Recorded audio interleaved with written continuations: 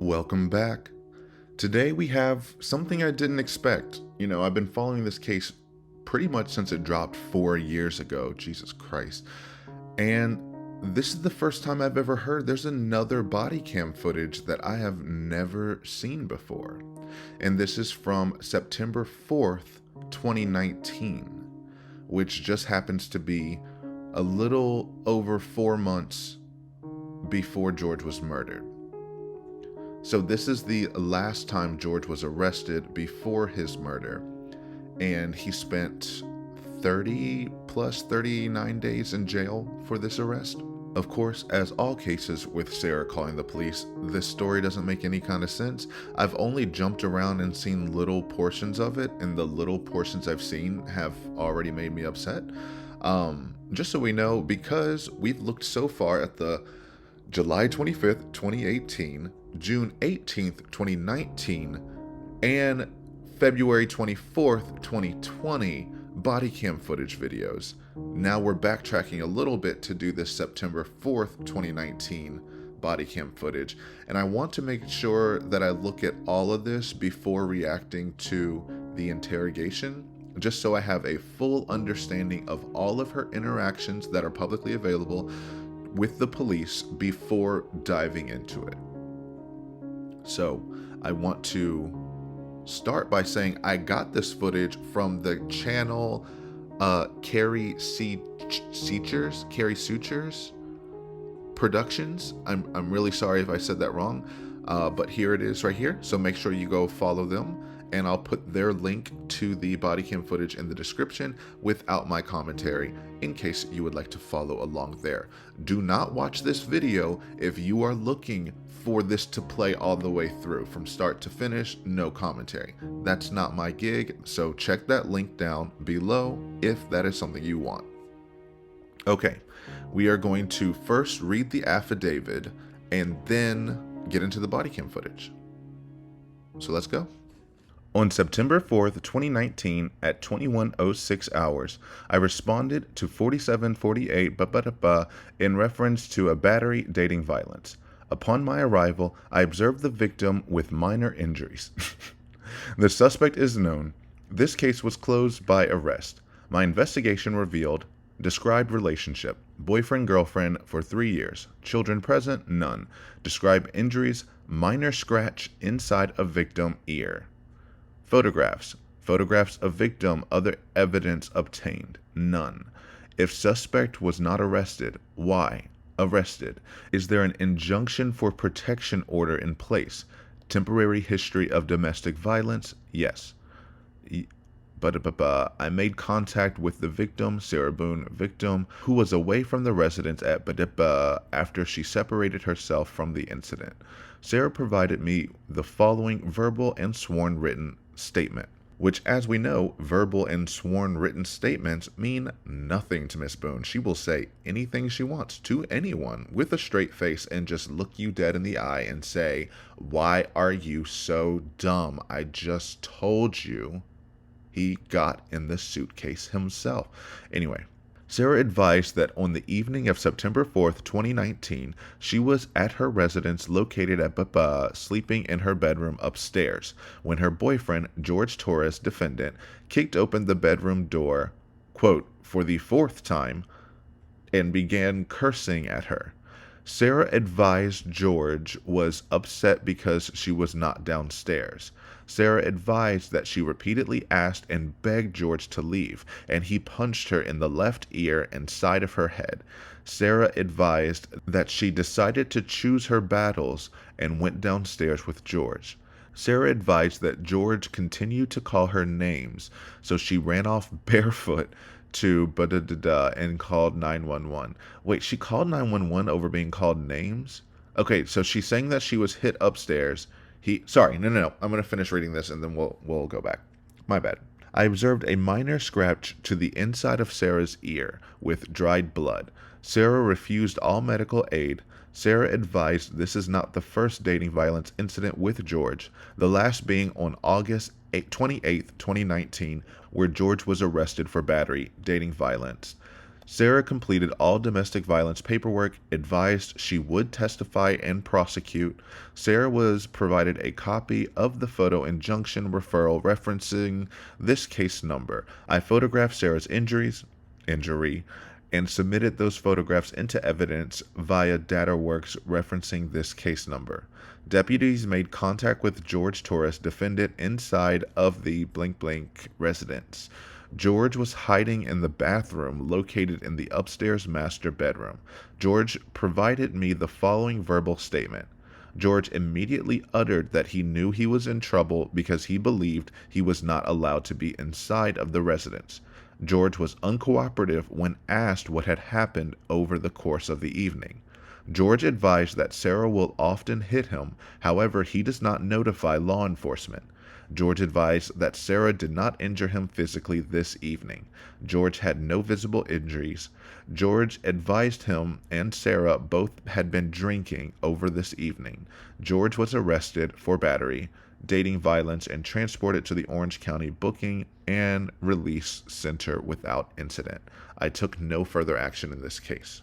All right, so according to Sarah's story, this is one night, she was upstairs, she was asleep in her bedroom, and then George kicked open the bedroom door for the fourth time, which already, I'm like, so did this happen? Her stories never make sense. So was she sleeping? He kicked the door open, she shuts it. Sleeping, he kicks the door open, she shuts it. Sleeping, he kicks the door open, she shuts it. Sleeping, he kicks the door open, now we're here. So he's done this 4 times. This is his 4th time, according to her.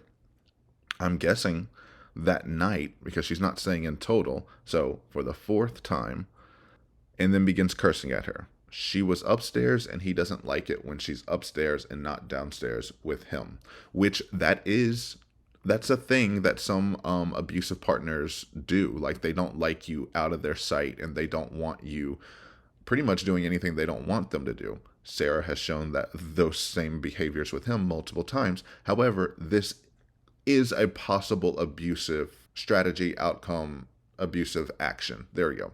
Sometimes I'll start a sentence, and I don't even know where it's going. I just hope I find it along the way. But that also just seems a little weird to me. They always seem to be together. I don't get why she would be sleeping and he comes in. I don't need to, justify his actions. You don't really, like, abusers will do anything they want for any reasons. But I do firmly believe she was the primary aggressor in this relationship. And that's where I'm at, just so we know. That's me acknowledging my bias up front from absolutely everything we've looked at, from all the police reports, from all the eyewitness testimonies, from all of everything that we can find, points to her as being the main abuser, and that he was more reactive and retaliatory. So he said that he started the violence sometimes. And actually, we're going to take a side tangent because I'm not going to cover this whole affidavit, but there was an affidavit from the August 28th, 2019 arrest, which is referenced in this affidavit. And there's something at the bottom of that affidavit that locked everything for me. Not locked everything, but made everything click. And I was like, this makes the most sense out of everything. And so in this instance, it said that Sarah was seen with victim has marks on the left side of her neck. So that was her injuries there. She had some marks, maybe some bruises, scratches, don't know. But at the bottom here, and I don't know how to highlight the text, but if you read at the bottom, it's when they're talking to George. When I asked George what happened to Sarah, he stated, I do not know. When I asked how she got the marks on her neck, he alluded to the fact that he gets hit all the time and what is he supposed to do? When I said he should call the police, he said he would not call the police on her. I asked if he gave her the marks in self-defense, he said no.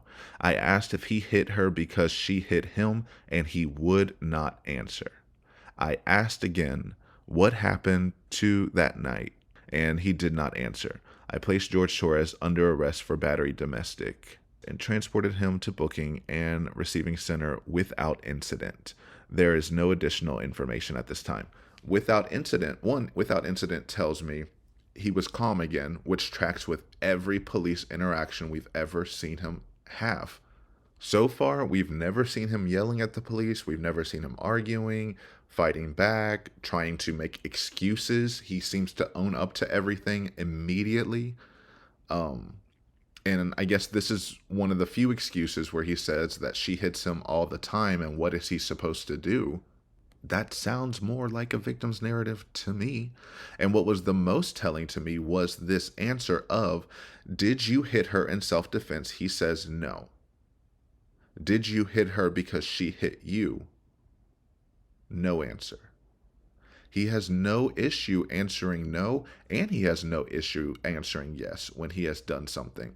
But that was a hard question for him. Do you hit her because she hits you? No answer, which to me says yes. It's up to you to decide how you interpret it. To me, him saying, do you hit her in self-defense? No. Do you hit her because she hits you? Nothing. Tells me what I need to know of the situation. And that's why he owns up to it. He knows he's not supposed to react that way. He knows he's not supposed to hit her. But, like he said, she hits me all the time. What am I supposed to do? Why don't you call law enforcement? He's not going to call law enforcement on her. Why? One, he doesn't have a phone. He literally cannot call 911 in the middle of attack, even if he wanted to. Can't do it. Two, this popped into my mind like a few days ago, and I was thinking about it because of what she says in the interrogation. And I'm going to lose my mind seeing it again in the interrogation video because I haven't watched it in a while because I'm trying to distance my opinions on it before I re-examine it. But when she outs one of the legal status of one of her neighbors, my thing is she's probably threatened that before, or he knows that she is not above that for anyone he might know. I don't know his family status whatsoever. It's none of my business. But, I mean, everyone probably knows someone who's undocumented. I do. You probably do. Definitely, if you live in a Hispanic family, odds are you know someone. And that's not trying to be racial profiling or anything, but that is a part of LAV abuse. We talk about it so many times. Legal administrative aggression or violence, or abusers manipulating the legal systems to perpetuate their abuse on their victims. And a lot of times when the abuser is a woman, this is the type of abuse that is the easiest to manipulate to subdue their victim, because it's, I will have someone else come in here and subdue you for me. Moreover, the second most prominent type of LAV abuse is legal status. Couples that have mixed legal status, citizen immigrant relationships. This happens a lot with, I mean, if we're going to profile, since I did profile that most women use LAV abuse in the standard abusive relationship when the abuser is a woman, normally this is a male abuser using their legal status against their woman victim, just traditionally, not always, and threatening to call ICE or the police on them and threatening to have them deported. It seems like both of these could have been at play here, not for George himself, but for people he knows. How do we know that? Because she outs this neighbor who she says was friendly to her, who she said would come over and talk to George and them. And then she outs them as soon as she thinks it might give her the slightest upper hand. And not even the slightest upper hand, but as revenge and to misdirect away from her. That is what she does. So he says, I will not call the police on her. Not that he doesn't want to, not that he can't. Well, I mean, he can't. He will not, which again aligns with a victim's narrative more than it does a primary abuser's narrative. It just does, you know? And I know some comments get on me because they think I'm sitting here just trying to defend George. I'm not. George has been abusive. He's admitted to being abusive. There are marks shown on Sarah. There are arrests that have been made. But there's also an acknowledgement of that, an attempt to try corrective actions or measures, a showing of remorse. She says he's apologized to him constantly. She says he was getting better. He's been in these classes. He's acknowledged it every time the police come after him. He seems to act appropriately and accept the punishment that he has coming to him. and to acknowledge that he did something bad. Sarah's never done that. And that happens normally with the primary aggressor. They can't see themselves at fault. So then it becomes the victim's fault. The victim is the reason that I hit them. If they didn't do blank, I wouldn't have done blank. And then she's even saying, so she fled barefoot, gross, to Brian's house, but not after she got hit. It's because she went downstairs because she was picking her battles, quote unquote. He was calling her names. He kept calling her names, and that's when she fled. Does that make sense to anyone? She is comfortable saying anyone to anything at any time. The idea that him saying words to her is what got her to flee doesn't quite track with me. If it was he was calling me names and then he got violent, or he was threatening me to do that, or he was threatening to cause violence, then I just ran away. But no, it sounded like he was calling her names. She is omitting absolutely anything she may have done in this conversation. She doesn't admit to anything that she said. She doesn't admit to anything that she's done. It was, I was sleeping and he did. So I went downstairs to pick my battles and he kept calling me names. So I ran off. She also doesn't mention they were drinking. She's never going to. She can't. And every single time George does admit to it. He does say, we both were drinking. I mean, we all know you were. We can tell just by how you look. Definitely can tell by how you smell. And yet it's him who admits to it. And she refuses to. Even though it would help her. It definitely would help her in a lot of cases to admit that they've been drinking. To justify her actions and her erratic behavior or responses to things in the moment. But no, every time she's having a police interaction, in her mind, she is sober. And even when she admits to it, she's had a drink. Not that she's drunk. So what more aligns with the narrative in my head is that, I mean, honestly, none of it quite makes sense. But let's say she's going downstairs. I do not believe she fled because he was calling her names. I believe he was calling her names and she attacked him, which has been proven in the past. A lot of their arguments start when he calls her names and she can't accept it. Because to her, that is a physical abuse. That is an actual attack. So she's justified in attacking them back. And because she uses that I'm small kind of defense in her mind, it's not really attacking them. And so it's justified. So I believe if he was calling her names, she did not let that slide. She definitely would have attacked him. And if she did attack him and he was getting ready to respond, then she flees barefoot because she doesn't care. She knows she picked a fight that she can't follow through, so she is getting out of there. That makes more sense to me. It's giving very this clip.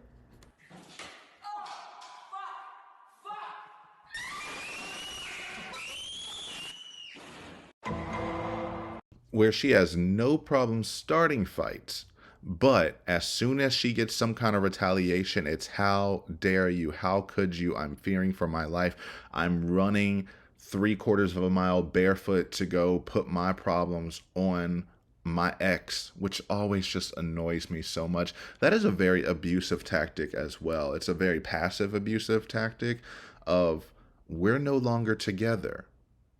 And we're no longer together because of me. I was cheating on you. And then I'm berating you, and then you can't take it anymore because a stranger came into our house yelling for me while our son was asleep. But instead of letting you live your life and develop your own life outside of this relationship, I'm going to keep you in my orbit. I'm going to make you my problem whenever I have an issue. I'm going to flee to the house and just say, oh my gosh, feel bad for me. You know, we've been together for 20 years and I know this happened, but please help me. And then go back in like an hours later and do it all again the next day. She is exhausting. So yeah, I can 100% see her instigating something, maybe attacking him getting ready or looking upset, yelling, getting ready to retaliate, and her booking it. That's why the only injury she has is a minor injury, a little scratch in her ear, which I don't really get how you get a scratch from a punch to the ear. I feel like it would be a scratch and some swelling. Even if he had rings on or something like that, something that would cause that small abrasion, there would be swelling around it, I feel. Unless he used her playbook and used like his fingers and claws to claw it and create a scratch. But whatever. I keep trying to justify things that never make sense and trying to connect because I don't want to believe anyone could lie about that. I don't want to believe there are people out there who can manipulate such a delicate and fragile situation as a domestic violent relationship and call themselves the sole victim, omit everything they said they've done. I just realized I've been rambling for so long and we have not even gotten in the footage. Let's transition over there. Sorry about that. And then let's just take a look and see what happens. Who's this? He wanted to meet you. You know, actually tell him what you want to be when you grow up. Be a cop? Great job, man. Stay out of trouble. Thank you. Call you later. Okay. That's Night, termite. your I love you, baby head. Oh, with your ex-husband? Yes. Okay. And I'm already annoyed. Within the first few seconds, she literally brings her son. I actually took his voice out of it because it kind of made me really sad to hear how young he sounds. The first thing she does is bring her son to the police officer and then say, go ahead and tell him what you want to be. The son responds, I want to be a police officer when I grow up. And the officer responds, oh, then stay out of trouble or something like that. I just know the police officer was uncomfortable as well, being like, why do you have a child in front of me right now when you know you called me about a domestic dispute? And so I feel so bad for that child yet again. Like, he has no normalcy, no routine, no consistency in anything. He's supposed to go be with his dad and mom 50-50. Allegedly, it's more like she gets him 2 days a week, if that. But Brian also says that she has no issue fleeing and coming over to the house, and that's where she'll normally play with their son, at Brian's place. So she doesn't want to take care of him over at her place, but she'll play with him at Brian's place because she doesn't actually have to take care of him. She just has to play with him. Meanwhile, Brian has to parent non-stop 24/7. He has to parent worry when he's gone. He has to parent when she's in front of him because he doesn't know how intoxicated she is or what she might say. I'm sure he doesn't think that she'll hurt him, but she might say some out-of-pocket things. And honestly, who knows? If she's really drunk and he talks back to her, who knows?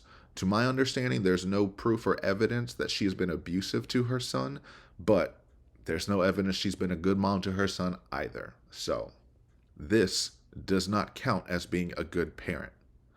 No good parent would think, I just called the police over a domestic dispute. Let me introduce my son. I know he wants to be a cop one day, so this right now in the middle of the night is the perfect opportunity to do that. We all know the truth. We all know the truth is she introduced her son to get the police on her side instantly. Because she's done that nonstop. She's done that every chance she caught, every chance she could during that crime scene body cam footage. She tried to bring up her son. I have to pick up my 9-year-old. I have my son. My 9-year-old lives over here. My 9-year-old this, my 9-year-old that. I just want to see my son. I just really need to see my son. She has used him as a pawn seemingly all his life. And it's disgusting to me. Absolutely disgusting.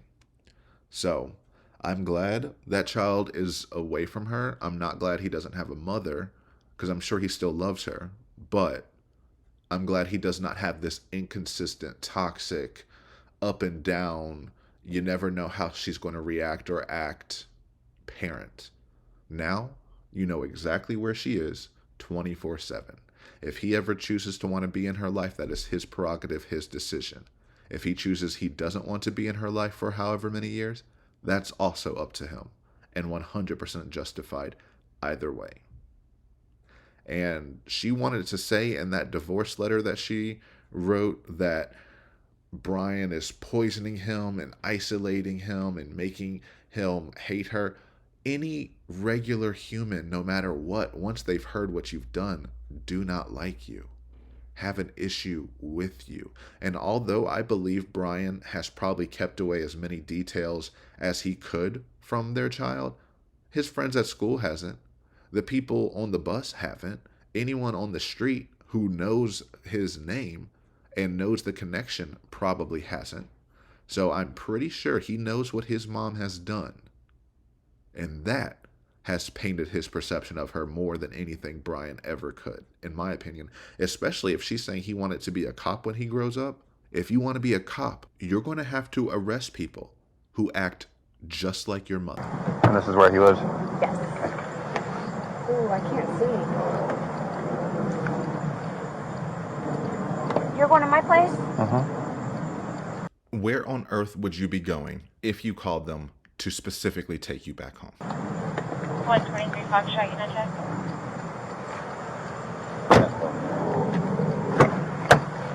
You told the employees, you know what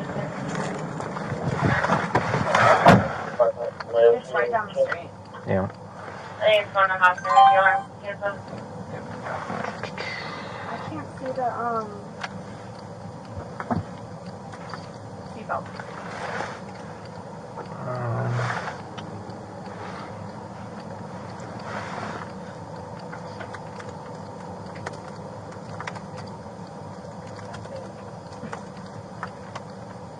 Are you gonna get mad at me if I just don't put it on because we're right down the street? That's your decision. Well, I don't know how to do it otherwise. Really? You don't know how to put on a seatbelt? You've been in a cop car before. You can literally just feel around. I don't know how to do it otherwise. I know, I'm being picky, but everything she does annoys me now. Now that I know what kind of person she really is, it's hard for me to hold sympathy, empathy, and to deal with all the BS and just to see all the extra things she makes everyone do always. She does nothing for herself. She can't even buckle her own seatbelt and is going to make it their problem. He said that's your decision, which means you don't have to do it since it's right down the road. Well, I don't know how to do it otherwise. Putting it on you, because now she wants him to go buckle her seatbelt for her. Okay. There's 24 to 1065, a disturbance on Goldenrod. Oh, wait, he's literally doing it. He got out of his seat to go buckle your seatbelt. My God. If you want to wear it, you got to click it from this side and it buckles on that side. Stops it. Oh, thank you. Yep. That was the smallest sigh, but it was so loud, officer. We completely feel you on that one. He said, this is going to be a night.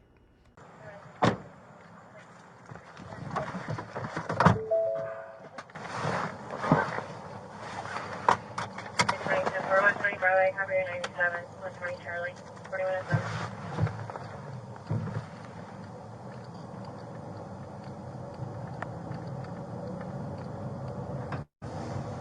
Can I just get one single person for conversation? 744, 123 Echo, Old Cheney and Sunrise.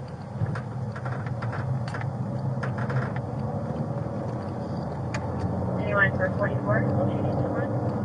125 Charlie, you said you were home. Like you're going away from So what do I do when we get there? We're all going to go inside, aren't we? Charlie says you're 97 behind him.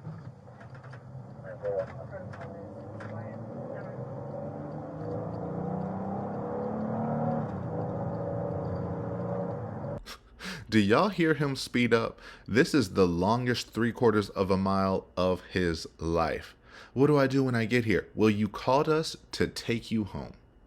I guess we're going to go inside. Right? I get it. I know. I'm not being the nicest. I'm not being as fair as I would like to be. But she's just so annoying. And the idea that this is the last time he gets arrested before she kills him just makes me even angrier. Because it's like, and he spent 39 days. This was the longest amount he spent in jail, meaning it just kept escalating. It had to end in this result. She kept doing it again and again and again, and pushing it further and further and further. So let's see the show she puts on this time.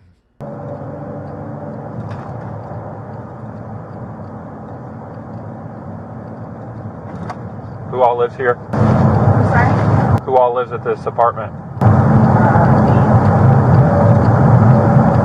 Okay, you and your boyfriend?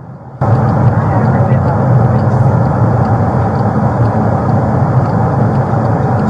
about to get kicked out because you guys keep showing up, but you all always tell me what you all.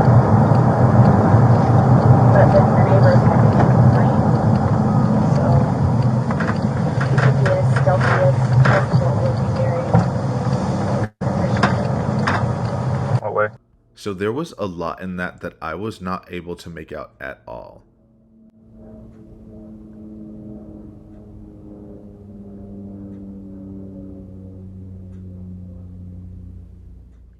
The plane couldn't hear it either, and they asked you to speak up.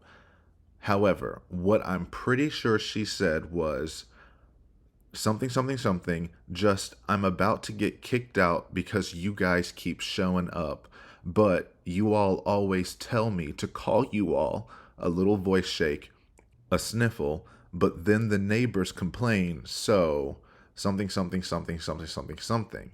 I'm about to get kicked out because you guys keep showing up, but you all always tell me what you all. But then the neighbors complain.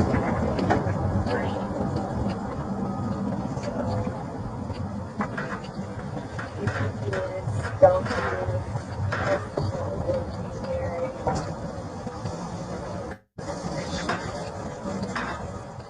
And I have issue with all of that.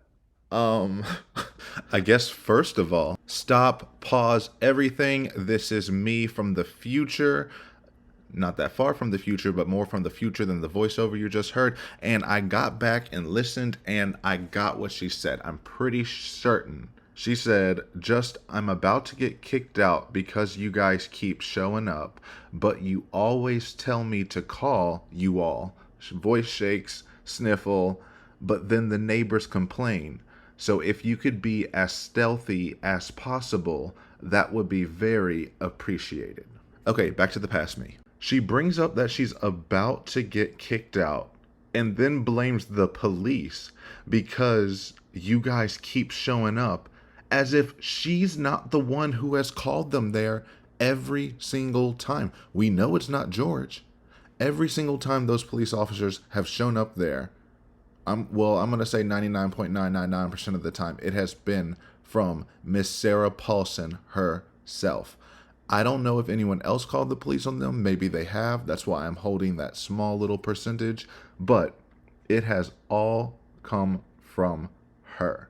So that's like mind-blowing. Already trying to, and he doesn't engage with it, but already trying to flip it on them. You all keep coming over because, not again, she always omits what she has done. Not saying that I have called you all over. She's going to blame it on the police and on George for causing this to happen, but not for actually making the calls. And I only bring up the calls again and again and again because she called the police on him 16 times in the last year before she murdered him. And if we look at this call log, all 16 calls from 2019 to 2020, right before he died or was killed, 16 times. And then if you count verbal call types, 8 of those were verbal. So at least 8 of those times, she was able to call them, get them to yell at him, and then turn away. And that's not what verbal means, but I'm highly assuming none of the verbals were the ones where he got arrested. Those are very much how she would use put the fear of the police and then go away. So 50% of the time, she gets what she wants. And he was arrested, I think he was arrested around 5 times in total. So I guess that would include the 2018 one. So he got arrested here maybe 4 times out of the 16 calls. So she keeps saying, you guys keep showing up. No, you called them every single time. All 16 of these calls are from her. And we know it's not from him. He says she hits him all the time. None of these phone calls are from him. And he has marks visible on him as well. So it's not like one of those, oh, well, he must have not gotten injured whatsoever. No, they both sustained multiple injuries from each other almost constantly. Yet, all 16 of these calls are from Sarah. So, what are you even saying? Because you guys keep showing up as though it were the neighbors. And then she says, sniffle, voice shake, because you all always tell me to call. Yeah, they tell you to call during actual, literal emergencies. All 16 of these are not actual emergencies. Why? Because we watched 2 of them. And 2 of them, you were not in danger. At least in those 2, you weren't in danger. Other ones, you have been. So, it's a mixed bag. But, wow. She calls them... Yeah, she just calls them too much. I didn't want to say that, but she does. Especially given her behaviors and what she does and what she continues to do, and then keeps calling them as though it's this huge surprise every time. She didn't even say he chased after her in this time. She just said she ran away. Meaning she's had so many opportunities and chances to leave where he has not come to got her. He can't. He has nothing to do that with. That's where we get to this who's responsible for what. Emotional manipulation and control is absolutely a thing. You feel paralyzed. You can't leave this relationship. Your whole personhood is almost tied into this person, or they have made it seem that way, to where you just can't break that cycle. You can't leave, even if there is an opportunity to physically leave. I am very well aware of that. I personally do not think that applies here. I just don't. She has had him leave. He has tried to get away from her. She has gone to get him. That's what his brother said, that we have been trying to get him away from her time and time again, and sometimes he would leave, and then she would call him and then bring him back. And by call him, I imagine she would call his family members, because she said she has all of their numbers in her phone. So it is always a linear, one-way communication style. She chooses who she can communicate, when she can communicate, how she can communicate, and he just has to kind of accept it. She does say he pursued her sometimes, because that's literally the only thing he could do, is to show up in person. Not saying that's good or bad, but that's his only option. He had nothing else besides his bike, which she would then chain up to the AC unit out back sometimes. Whatever. Sorry, so that just really bothered me. And you hear those police? That's her. She probably just called him right then and there. She won't stop. But no, it's just this idea of you keep showing up like she has no idea why. Voice shakes because you all tell me to, putting the onus on the police officers again. So 1, I'm about to get kicked out because you all keep showing up. But you all are the ones who keep telling me to call you. Sniffles. But then the neighbors complain, so now it's the neighbors' fault. Because the neighbors have been complaining to the property manager, because the property manager said she had 20 to 30 noise complaints, all these other kind of complaints. But then according to the neighbors, Vincent and Brandon, everyone around just got so used to the police showing up in this that they stopped. See, they're showing up again for you. Even when I say your name, when I talk about you, those sirens go up. She blames it on the neighbors. And Melissa, the property manager, says she didn't have any more complaints for a long time, for months, until this happened. And that's because the neighbor said they just gave up. And that's because the police kept getting called and then nothing happened. Why? Because she is the wolf who called wolf. She called the police every single time, and it was almost always a non-issue. Not really. It was a toxic issue, but a non-issue into where she could get away. And to not fight herself, and to not antagonize herself, and to not use the police to weaponize, because I mean, she still thinks that she did nothing wrong in 2018 when she was strangling him. She didn't say any of that to the police. She said, I was ragdolled, he kicked me in the face with his heel, omitted absolutely everything she does. We can't trust what she says. We just can't. And I want to believe survivors of DV, and I want to believe survivors of any kind of violence or abuse. But when you have proven yourself to be an unreliable narrator, and abusive yourself, I have to question it. I have to. Because then that's not doing justice to the actual victims who don't get believed because of cases like this, where a wolf in sheep's clothing gets to manipulate every system, gets to say all the right words to get people to do the actions she wants and have nothing happen to her. That's why I don't feel bad about any of this. She's done this to people for years, and we don't know who all else in the past. We know at least Brian, but she didn't have a reason that she could call the police on him, to our understanding. But wow.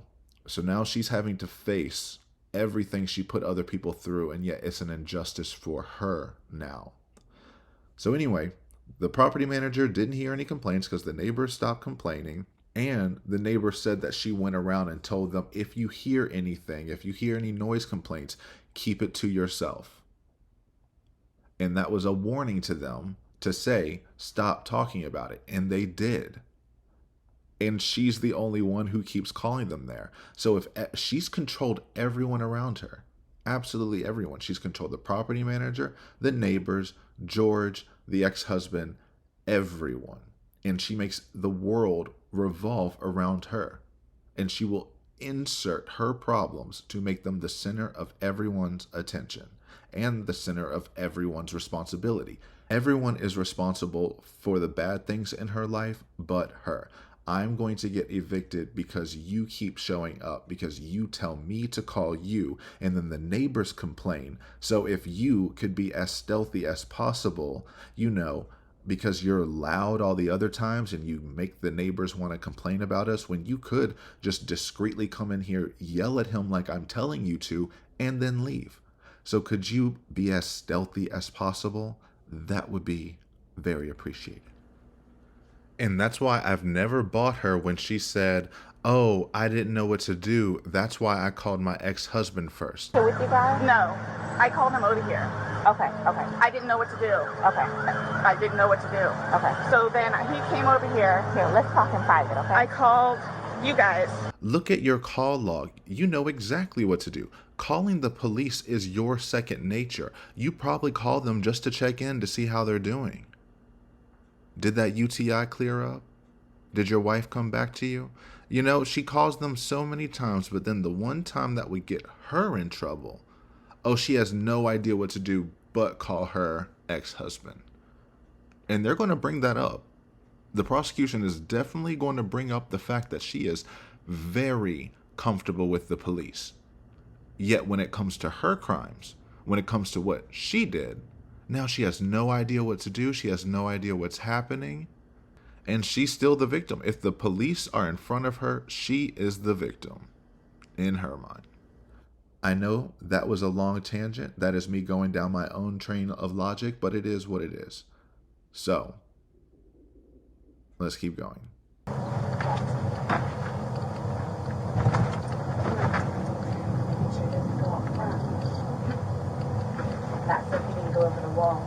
So that was another hard one to make out, but what I think I heard is she said, making sure he doesn't go out front, something, he can go over the wall. So basically she's just trying to box him in and make sure that he can't escape, which is a little scary.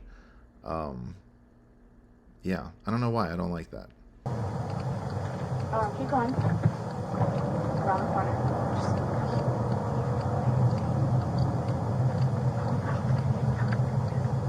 Not you. Go straight. But I would take my seat out.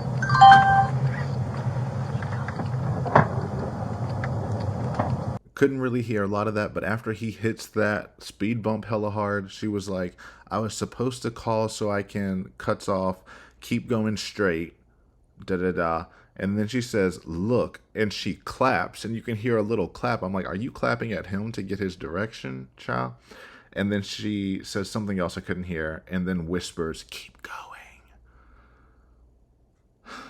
She's that drunk who thinks she's not drunk and is determined to convince you that she's not drunk, that they're so annoying, and it's like, just sit back and shut up. Just sit back and be quiet.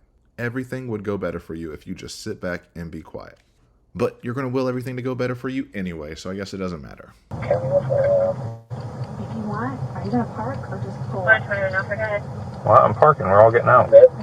Where? My blinking light from the office. They get to fix it. That one right there?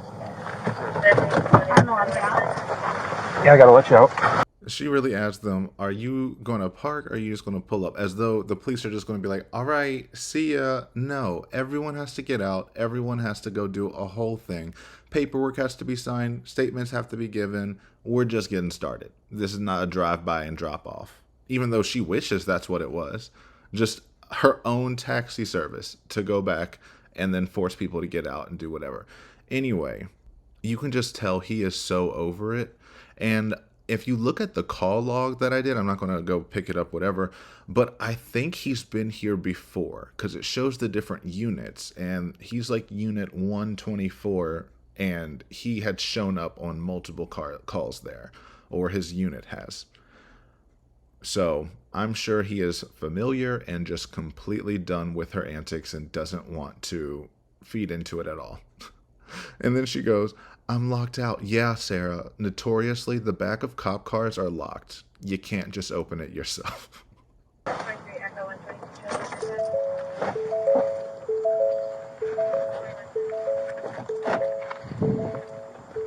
25 Delta, you can check.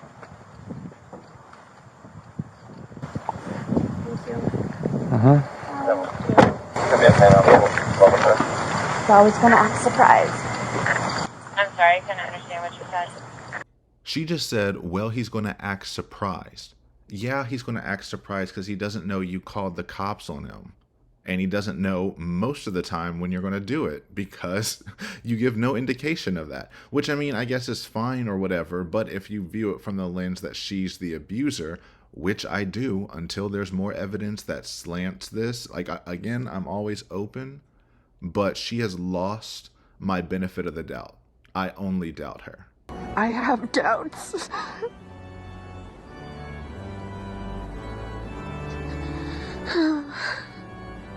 I have such doubts. She has lost that grace with me. So, when you filter this through the lens that she's the abuser, this is just another manipulative, cruel tactic of a sneak attack. We got into an argument. It got loud. You called me names I didn't want to hear. I ran away. And now I come back and I bring the police. That'll teach you to call me names and kick down my door. You know, who knows what's true, what's not. I'm not going to say he didn't do anything. Odds are he did do something. But to the level of what she's telling the cops, no. Because she is going to tell the cops anything she thinks they need to hear to get the action done that she wants done. And this is going to be another surprise for him. And he's going to come out probably looking defeated, like he had no clue at all. Just like he looked like that in 2018, just like he looked like that in June of 2019. And then in 2020, he was dead. So he was finally defeated. She finally defeated him. And it feels like that's her goal all along, to win and defeat him by any means necessary. What's his name? George. Okay. Does he have a car? I'm sorry? Does he have a car? No. That's my car right there. You hear that? She says, he does not have a car. That's my car. So when Melissa told the detectives that she's only seen George driving the car, Sarah's making it very clear and well known. It's my car. He has no transportation and no way to escape. He does have my keys, though.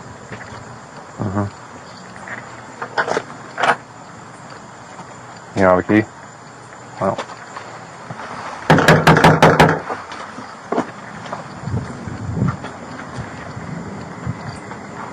I'll see if he's even here, guys. Do you have both of these? I'm sure they're not here. Just, I can't get out of my house. Well, you told me you're already getting kicked out. No, I can't. He said, you told me you're already getting kicked out, referring to the car audio when I said, she said, I'm just about to get kicked out because you all keep showing up. And so she also doesn't think people listen to what she says. Yeah, they do. Just because they don't respond does not mean they don't remember what you said. Because she's saying, I can't kick George out of the house. I can't get him out of the house. And that's why she has the police. Because she wants them to physically take him out of the house. And she got him kicked off the lease, so he has no legal right to be there. And she used Melissa to do that because she went to Melissa, the property manager, who also was in an abusive relationship, and told Sarah, confided in her about that. And so Sarah told her that she gets beat constantly and that she wants him off the lease. And then Melissa came to them and got him to sign himself off the lease. Not like he really had a choice. He didn't really have a job or anything, so he was strong-armed, kicked off the lease. So he has no right to be there. He has no place to go. She knows that. And when she wants him gone and he doesn't leave, the police will take him for her. Is there a back door or a sliding door in it? Yes. You may. Nope, you're good. You go 10-12, just let me know. Yep. I said you already bailed. What's your plan if you did? I'm gonna want to call the door. How are you gonna get inside? My ex-husband actually has a spare key. She says that as if she just realized that. She knew that the whole time. She knew that the whole time, and she knew she didn't have a key. How do I know that? Because she told the police officers that George had her key. Meaning, you fled 3/4 of a mile to Brian's house, disrupted their whole evening, got the kid all energized like a puppy, and now he's going to be up all night. They got school in the morning. And you didn't think to ask Brian for the key to get back in?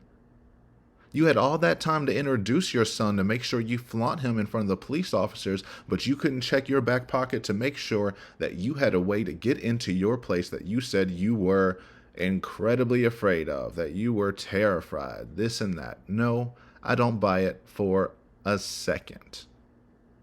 I don't. And so now she's going to call Brian over here and try to get him involved. And it's just a mess. But the more insidious part about that made my ears perk was they said, are there sliding doors because they need to go around back because George isn't answering and they don't see anyone in there. And Sarah says, as if he'd really bail. And she's saying it in this way to be like, he'll never leave me alone, as if he'd really bail. But no, she means that in a vicious way. He's not leaving. He's in there. Where else is he going to go? As if he'd really bail. And then the police officer catches up on that and says, and what's your plan if he did? What's your plan if your abuser had left and is gone? And then she said something like, I'm the one who called the something. That's what it sounded like. I'm the one who called blank. I don't know. Maybe it was she would call the police if he showed back up. I don't know that last part. But that part stuck out to me as if he'd really bail. Because she knows he wouldn't. And it's not from having control of the place. Because what is George going to do with this? If George is going to hide and then wait for the police to leave as though they would just leave, and then he runs the place to himself waiting for you to get back, I don't know. I don't buy it. I just don't buy it. I feel like the primary abuser would answer the door and try to explain it away. That's normally the experience I've seen. Hiding is also very common. You know, if you think that you're really in trouble, stuff like that, that's fine. However, what she's depicting and who she's describing would be very confrontational and upfront. He would be surprised. Why is he hiding if, I don't know. Sometimes I'll start a sentence, and I don't even know where it's going. I just hope I find it along the way. And the police officer is picking up on that. And he's like, so you called us over here for maybe nothing. Maybe there is something, but he is 90% certain that this is nothing. And now she has an excuse to call Brian, again, completely disrupting their son's night. Now he has to tell his son, stay in the house, don't go anywhere, because I have to drive down the street to go see mom. He's a responsible parent, so he's definitely not going to have him in the car. So he has to leave his child at home. Yes, it's not far, but still, some worry will sink in to go bail her out again. If I was Brian, I wouldn't even pick up the phone. I've been like, the police are there, figure it out. Break into your own house.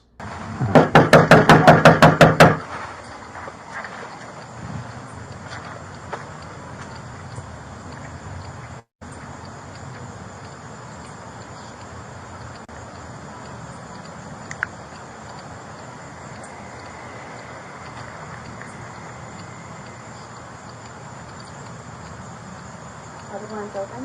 121 Alpha. A little bit. She said, "Are the blinds open?" A little bit. For 2112. What about there? Number. There's 29 check. So much for stealthy as possible. But if you had a key, this wouldn't happen. For 2112. 124 Delta, 124 Charlie, unit check. Devil. 2112. Locked on the back. Oh, so he locked the back too. Yeah, the back's locked. Why is she surprised by that? Yeah, I know it's new for y'all in this neighborhood, but PSA to everyone else, lock your doors. Or else you'll have random people like them walking into your house, which they've done multiple times to other random apartments. So good on him for locking the door. I'd lock your ass out too after that. Hey, well, you want to call your ex-husband? You got a phone? It's about to die. Of course it is. It's about to die. Of course. It's always something. There's always a punch up to every misfortune or anything. That's like one time in 2018, she had her shirt ripped.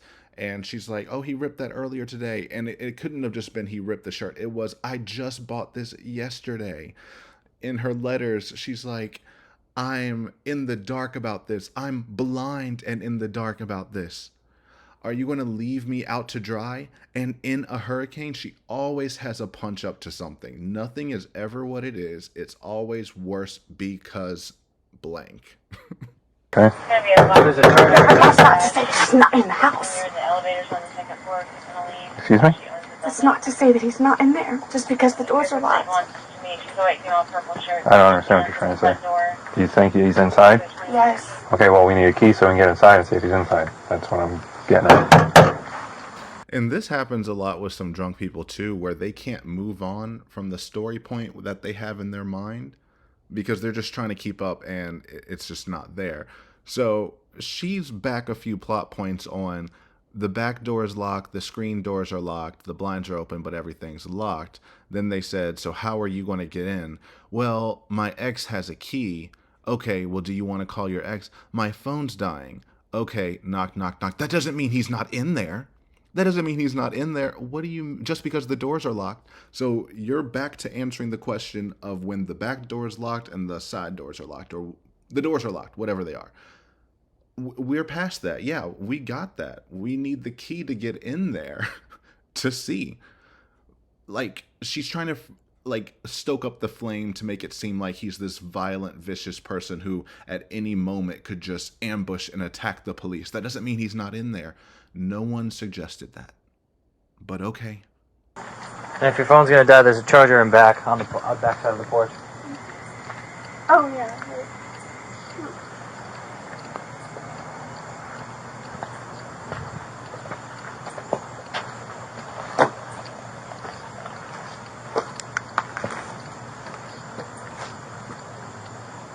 Hey, if he's in the house, he's not coming to the door, but you have my spare key. I can't get in. If you could, there's no other way of me getting in my house. Unfortunately, can you please bring me the spare key? Yes, please. We're out front.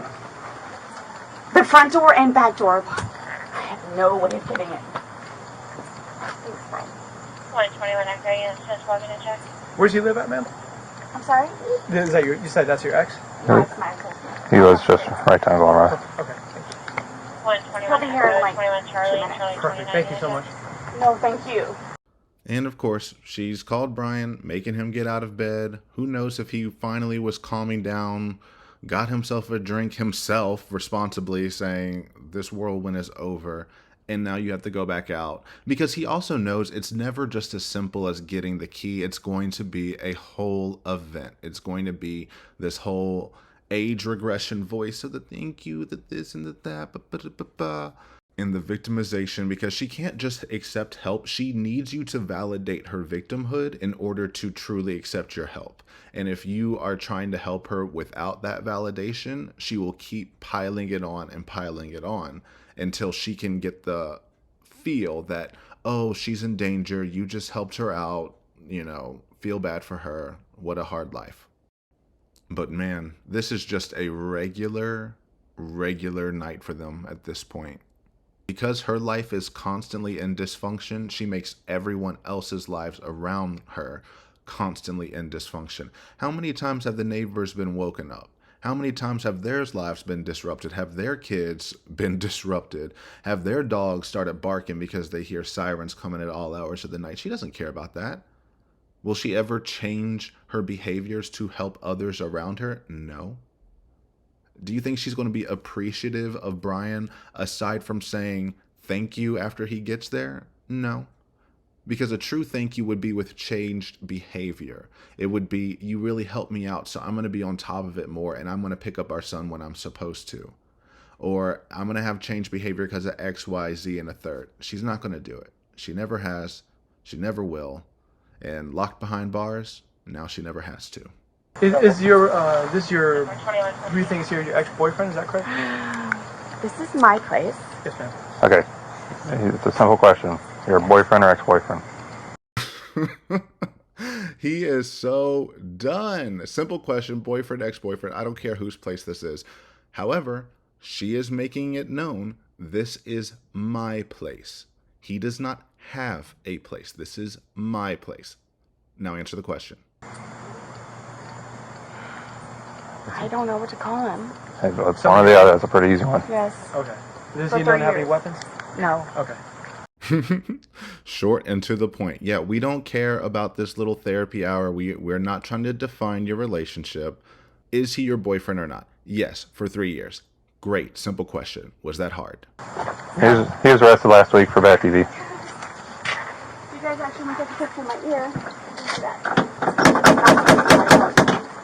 He says he was arrested last week for battery, and of course, she jumps in and it's like, yes, yeah, see, he did something to my ear, which has me thinking, if he was arrested last year for an injury to your ear, on the affidavit it said all you have is a little scratch in your ear tonight. So is that from the same injury, or who knows anymore? I saw he was arrested before. Was that on you also, like a month ago? It was last week. Here, look.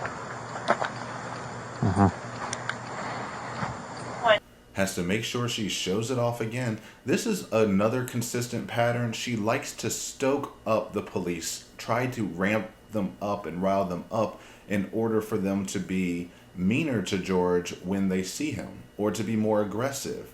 And she has to know that that is very dangerous for her to do, especially regarding a person of color and the police. But no, she has no issue. Look, I know you said this happened last week, but look again. Here it is.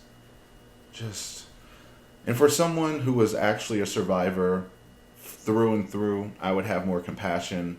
But for an abuser, an active abuser, complaining about this mess when they see nothing wrong with their actions and continue to abuse their victim, no. I'm at this point where everything annoys me and I feel really bad because that's not normally my character.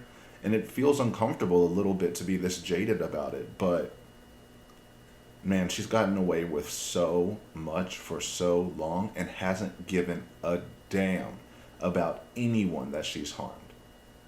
Yet she's blaming everyone else for her misfortunes and that we aren't being fair. She says fairness all the time. That's not fair. That's not fair. This isn't fair. None of these phone calls that were false are fair.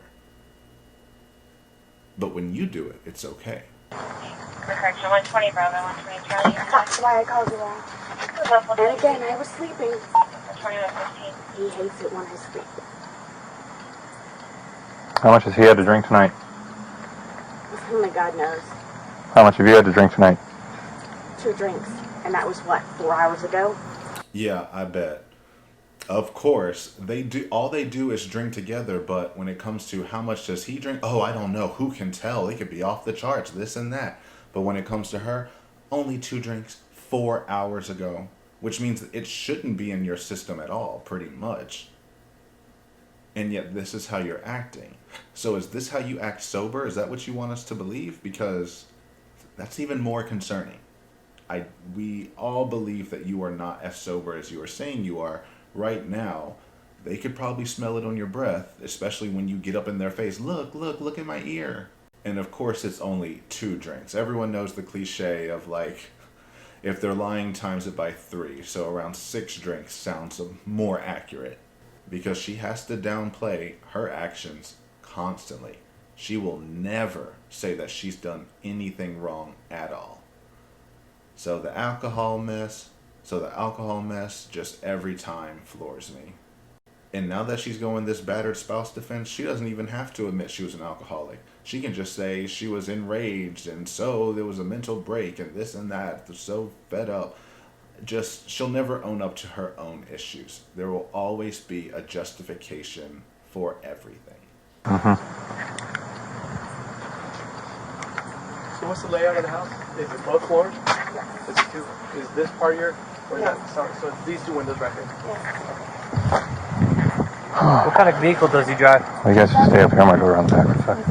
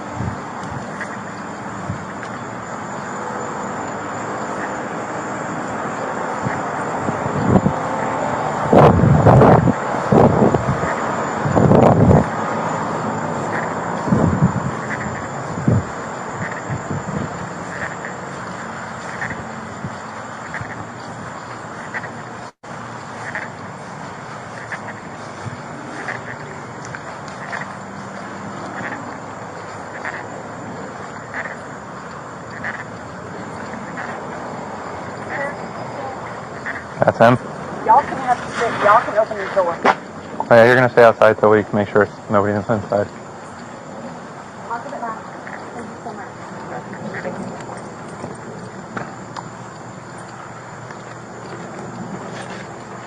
You're just hanging out here. I am. I'm not going in there.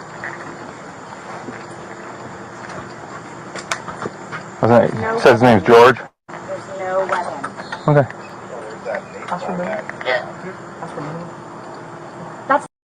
I know, but. It's not that stupid. 124 Charlie. I'm just telling them. Thanks, sir. You're welcome. Whoa. Did y'all just hear that? It was very subtle. Because I will say that Sarah does do a good job of always telling them there are no weapons in the house, because even though she's stoking them up and trying to fan the flames and get them agitated and aggressive towards them, or to prep them to expect aggression from him, when we have never seen aggression whatsoever, still at all. I'm not saying that there isn't, not saying that there wasn't regularly. We just never see it on video. Maybe he's just on his best behavior in front of the body cams. Who knows? But she then says there are no weapons, and Brian's there now. Brian shows up and drops this bombshell of, well, there is that baseball bat. And then Sarah cuts in with that's, and then says their son's name. And he goes, I know, but, and then he laughs. And then she says, "This is not that stupid." And then he goes, "I'm just telling them." And then the officer says, "Thanks, sir." And then he's laughing, "Haha, you're welcome."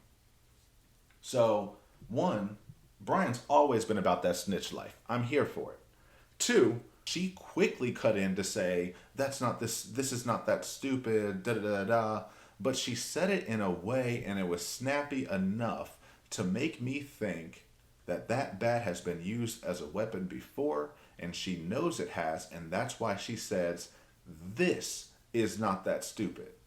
Not that there hasn't been stupid things in the past that the bat has been used for, not that no one has ever used the bat as a weapon. It's this specific thing is not that stupid, which then undercuts this whole situation.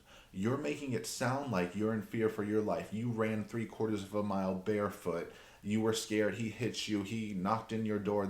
Now, this isn't that stupid. It's not that big a deal. There's no way he bailed. There's no weapons in the house. There's no this. There's no that. So are you afraid of him or are you not? 3, circling back to Brian. Brian, I have some questions now. If you, on September 4th, 2019, impromptu, without anyone saying it, and the cop said, "Are there any weapons in the house?" and you say, "Well, there is that bat," how come you didn't know what Scott was talking about when he asked you about the bat that was over here? Now, let's see if I'm lazy enough to actually get the clip or not. But just in case I am too lazy to do that, Scott asked him, did he ever buy a bat for the son to play with? And Brian takes his time thinking, well, we used to have a T-ball set, but that was years ago. And then they're like, no bat over here. Oh, well, yeah, we did have a bat over here that him and George played with. And then they went into describing the bat. So how come a few months ago you thought that bat could be a weapon and you knew it was in this house? Fast forward to February, you forgot all about the bat. You don't know what type of bat it is. I mean, you do admit to it. You admit to remembering it. But that's got me trained.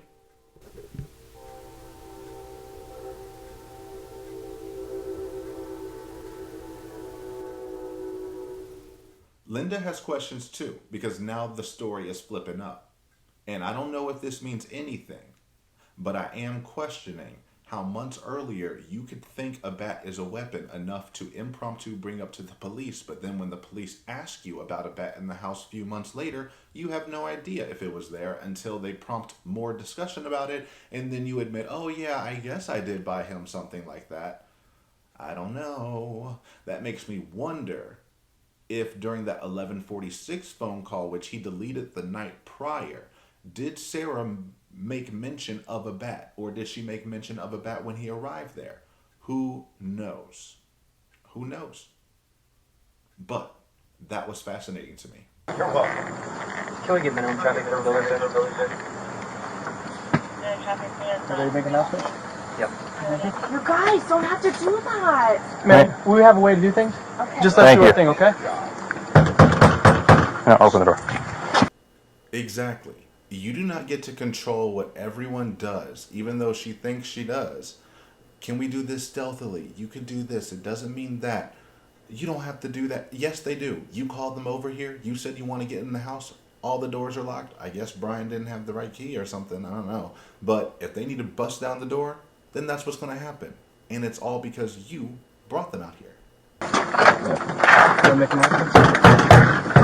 Sheriff's office, you in there? Come on out. A little louder. A little louder. Get in there. Sheriff's office. Oh, go ahead. You in there? Come on out. All right, Patty. You're okay. There you go. Good. Yeah, not sure I loved the gun pull out immediately. Felt a little premature, but okay, I'll let that pass. And I guess he unlocked it. So how did he do that? How did he unlock the door and then just disappear? Or maybe they did get the key. Maybe that was the key and okay. Maybe that's what happened. Okay, Sarah. Yes. George was hiding in the bathtub upstairs. Okay? Yes. So, you gave me his side of things. I need you to give me your side of things in person right here. I know we kind of talked on the phone, but I need you to tell me what happened tonight. So what happened? That is not a good sign. He came out there. He does not sound impressed with her. He does not sound concerned for her. George was hiding in the bathroom upstairs. Yes, hiding in the literal sense, hiding from the police, but also not being aggressive, being more reserved and trying to hide. I get it. However. So you could see on her face right now, she's mad because she's being challenged, and now she's going to have to come up with a story that she knows she can't string together. Okay, well, pardon my language, because it's not me. I was called, and I'm not a mother to my son. Okay. All the while, nonetheless, I was sleeping before that. Okay. So you're woken up to him calling you. Is that what you're saying? I thought that I'm like, feed the beast, go outside and smoke a cigarette with him. Okay. Try to calm things down. Well, the whole time I was there saying nothing. Nothing. I was called names. Okay.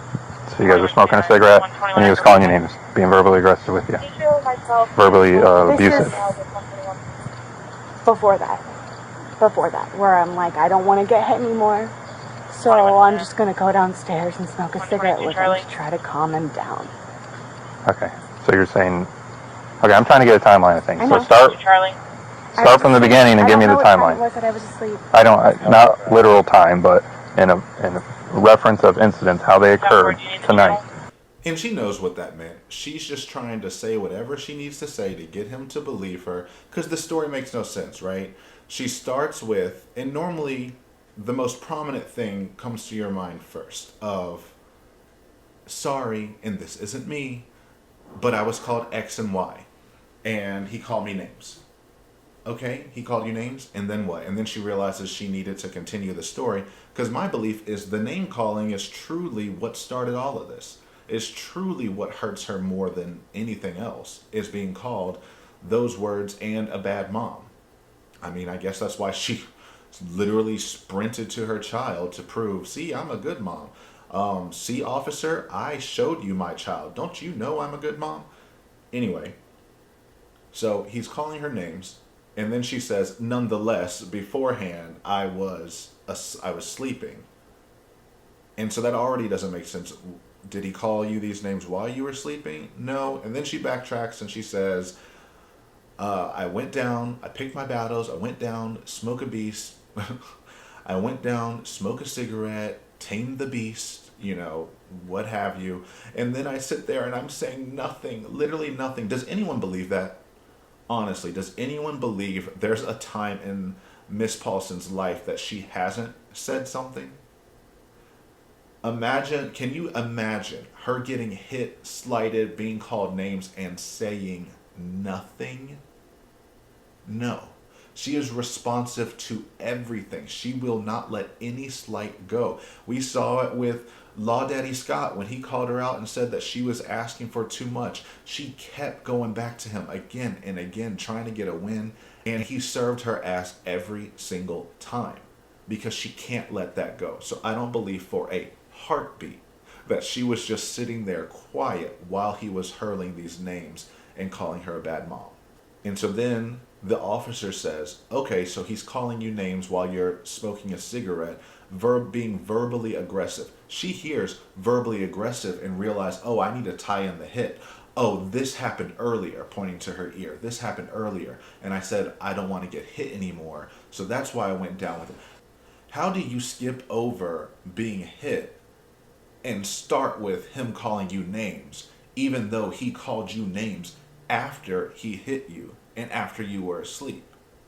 So the name calling sticks out more prominent in your mind than being hit in the ear, punched in the ear, to where you got cuts in the inside of your ear, apparently, whatever. So that's why he's like, I need you to fill in the gap and tell me a linear story. And she can't do it. I'm going to take another tangent, and I know this video is so long, and I've just been rambling, right? That's why I said the link's in the description if you want to see this all the way through. This is just who I am now. This is who we are. And this is how she tells narratives. So this is from the 2018 when they both got arrested, and the officer is asking her, tell me what happened. You called me here. Tell me what happened. and she couldn't do it. I always talk about how in a lot of deceitful stories or in a lot of stories of misdirection, you'll have normal stories have an A, a B, and a C. A lot of deceitful stories have an A and a C, where there is no B because either they haven't thought about it or they are purposefully omitting details that would fit in that B, but that don't align with the story they want told. And here we are again. Another story that does not align. The story she had in 2018 was, I was attacked, I was ragdolled, he attacked me, first of all, she says, I just wanted to smoke a cigarette, and then she also changed that to say, I just wanted to go to sleep, I just wanted to go to sleep. Completely glossing over the time that she was choking him on the staircase to the point where he had ligature marks on his neck. So yeah, I really, really don't believe her stories when they make no sense whatsoever. So you get home, you go inside. Oh man, let loose. Okay, elaborate. So you open the door. What happens from there? I'm a whore. He starts calling you names? Okay. When I say ragdoll, do you know what that is? I know what a ragdoll is. Oh man, I was ragdolled. Okay, but I need kicked me you. in the face. Okay, I need you to elaborate. Like, you walk into the house. Did you start arguing? He started calling you names. You said he was. No, I walked out. I walked in and I walked to the back. I just wanted to smoke a cigarette and just go to sleep. I just literally wanted to smoke a cigarette. I'm gonna go to sleep. And then as you're making your way to the back, what happened? I got caught on the stairwell. You got caught on the stairwell. So he caught you on the stairwell. And what did he get in front of you? Started confronting you, telling you anything? What happened?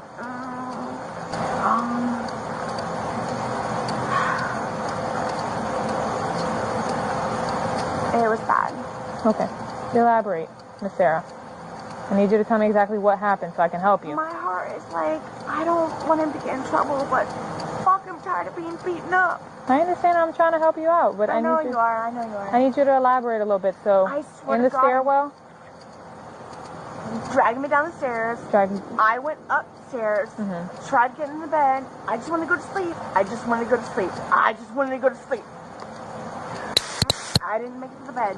I didn't make it to the bed. He caught me in the upstairs. Like in the hallway?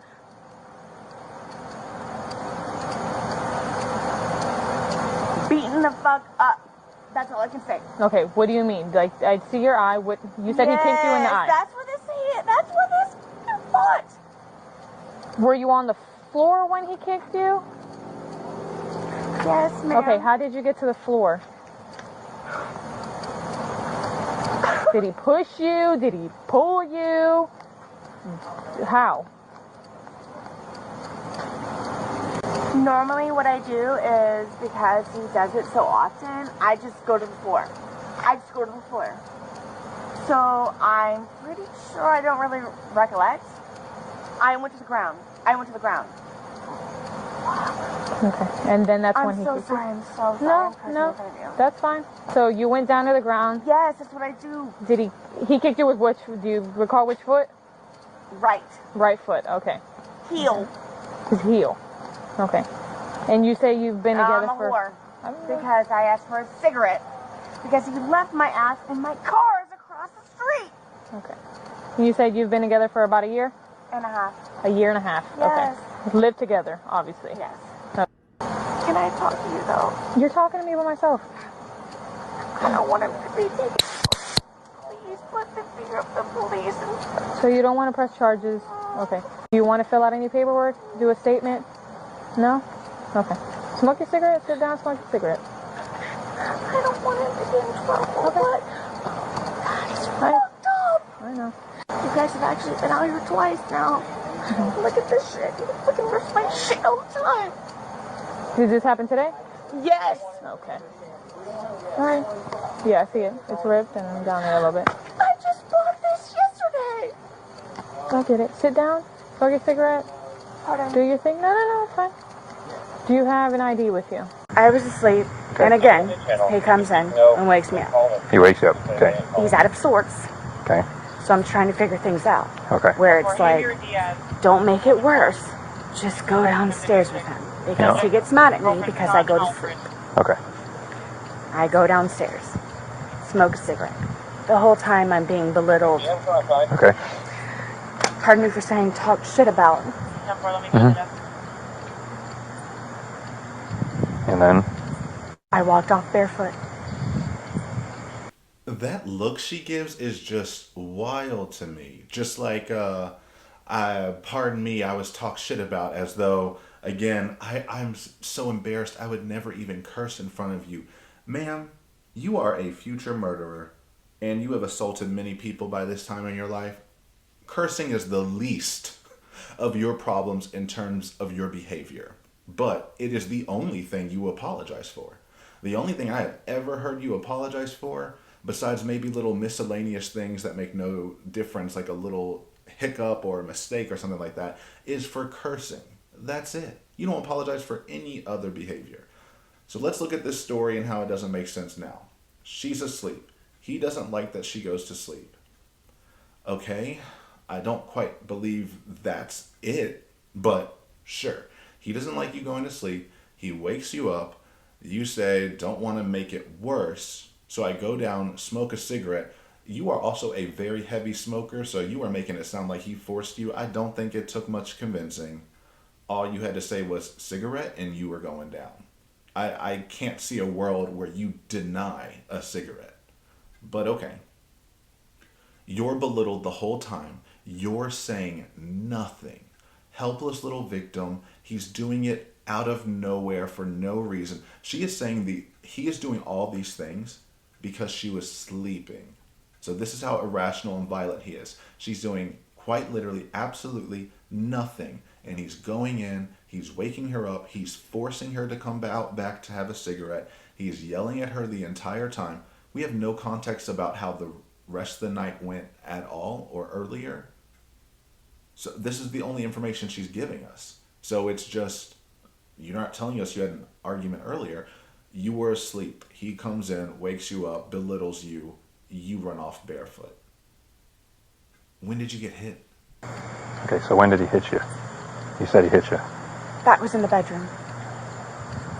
When? I just asked for a When timeline. he woke me up. Okay. How are you skipping over that every single time? You are saying you are sleeping, he woke you up, and then took you downstairs, or like told you to go downstairs to have a cigarette, and then he's berating you. You are making it seem like the buildup is to him calling you names and you walking off.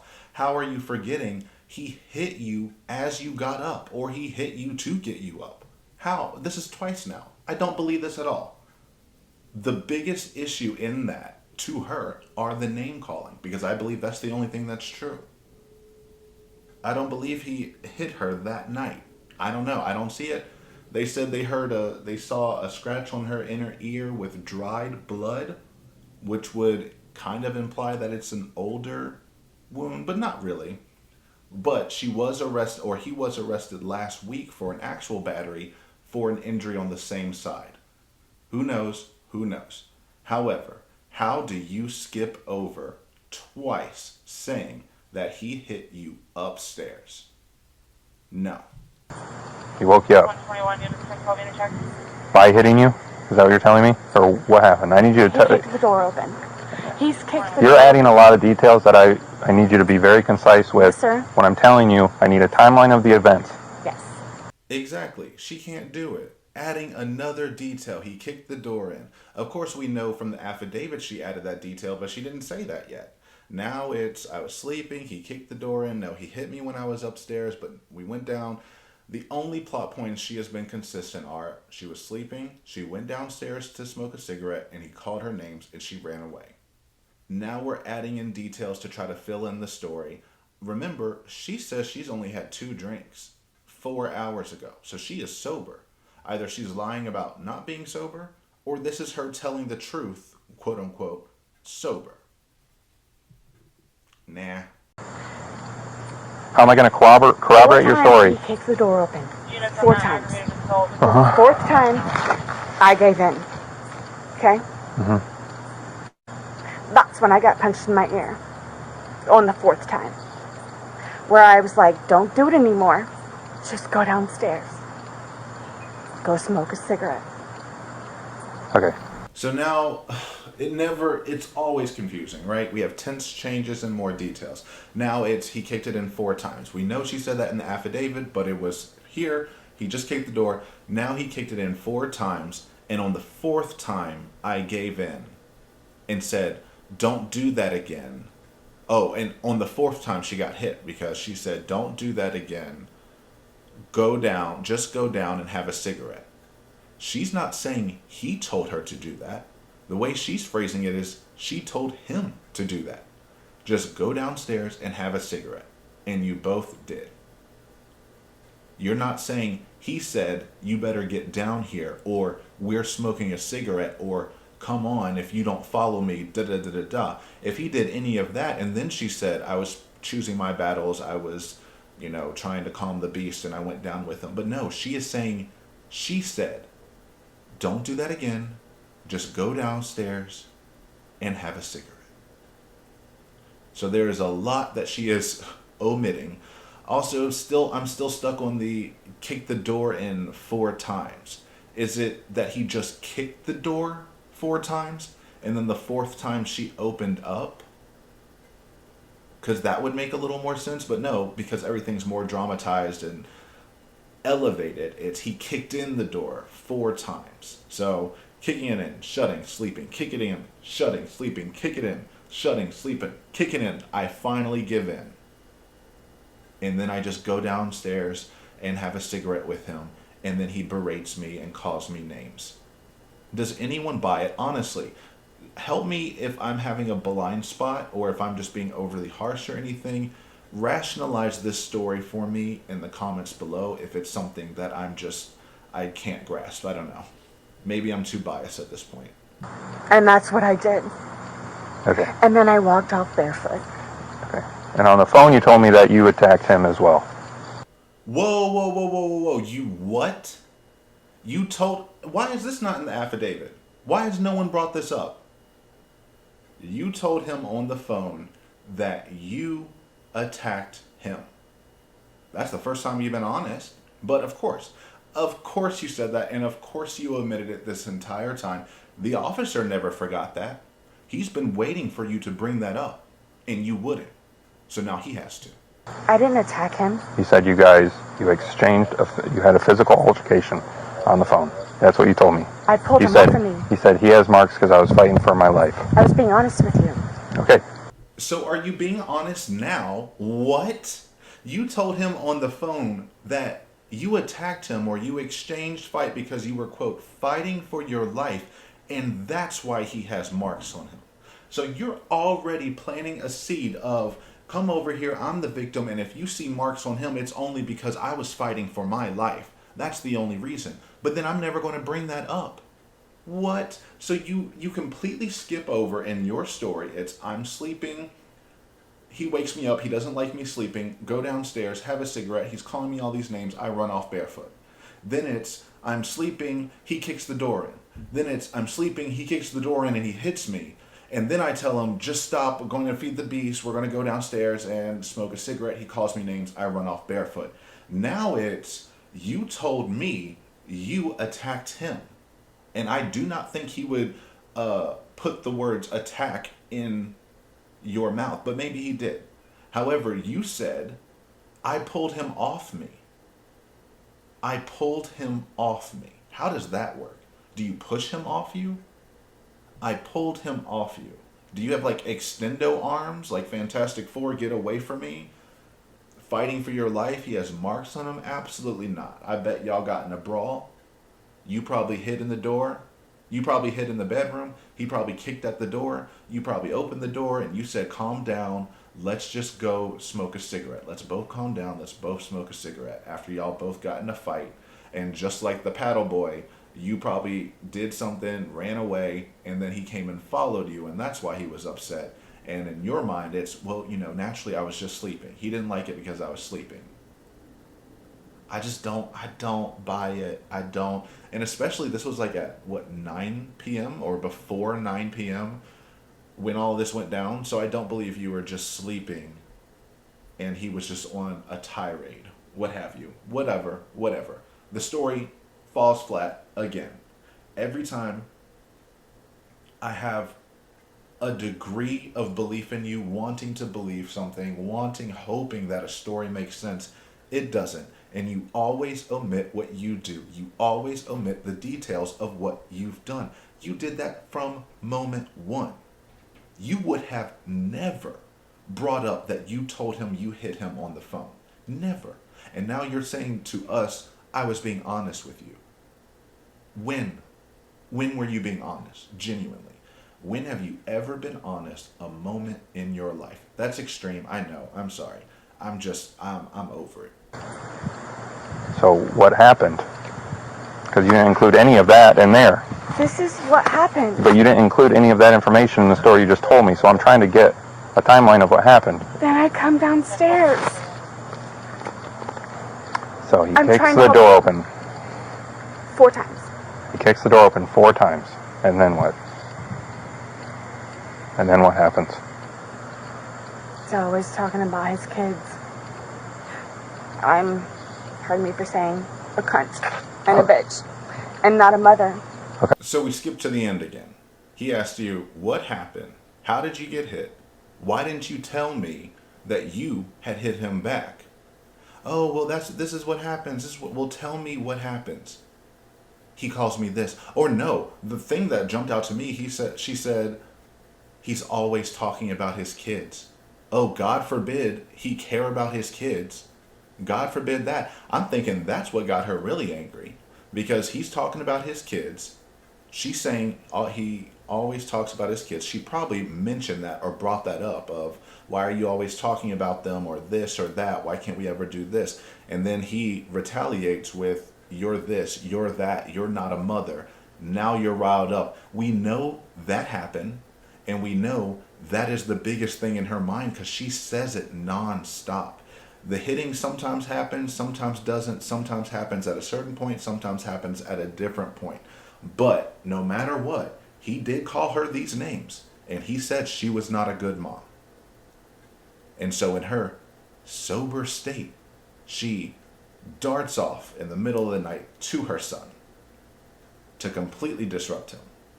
Probably to prove to herself that, yes, I am a good mom. Yes, I need to get away from you. It's this whole mix of a mess of everything. Everything is overcomplicated. Everything is taken to a level it doesn't need to be at. And then she runs away and hides from it. It'd be one thing if she was about that life and just owned up to it and said, I did this, I did that, I'm this way, I'm that way. But that's because he did this, he did that, he's this way, he's that way. But it's not. It is always, he's a monster. I've done literally nothing. She said, she sat there and said, we're smoking a cigarette and I am saying nothing. And he keeps saying this, so then I run off. Meanwhile, the cop's saying, you told me you already attacked him. You told me we should expect marks on him. When are we getting there? When are we getting there? Because it would make more sense and bring more credibility for her to say we went back and forth. And she could still play on stereotypes that show that she's the weaker one and that she could be the more passive one. She could play on those stereotypes, but she can't accept any of it.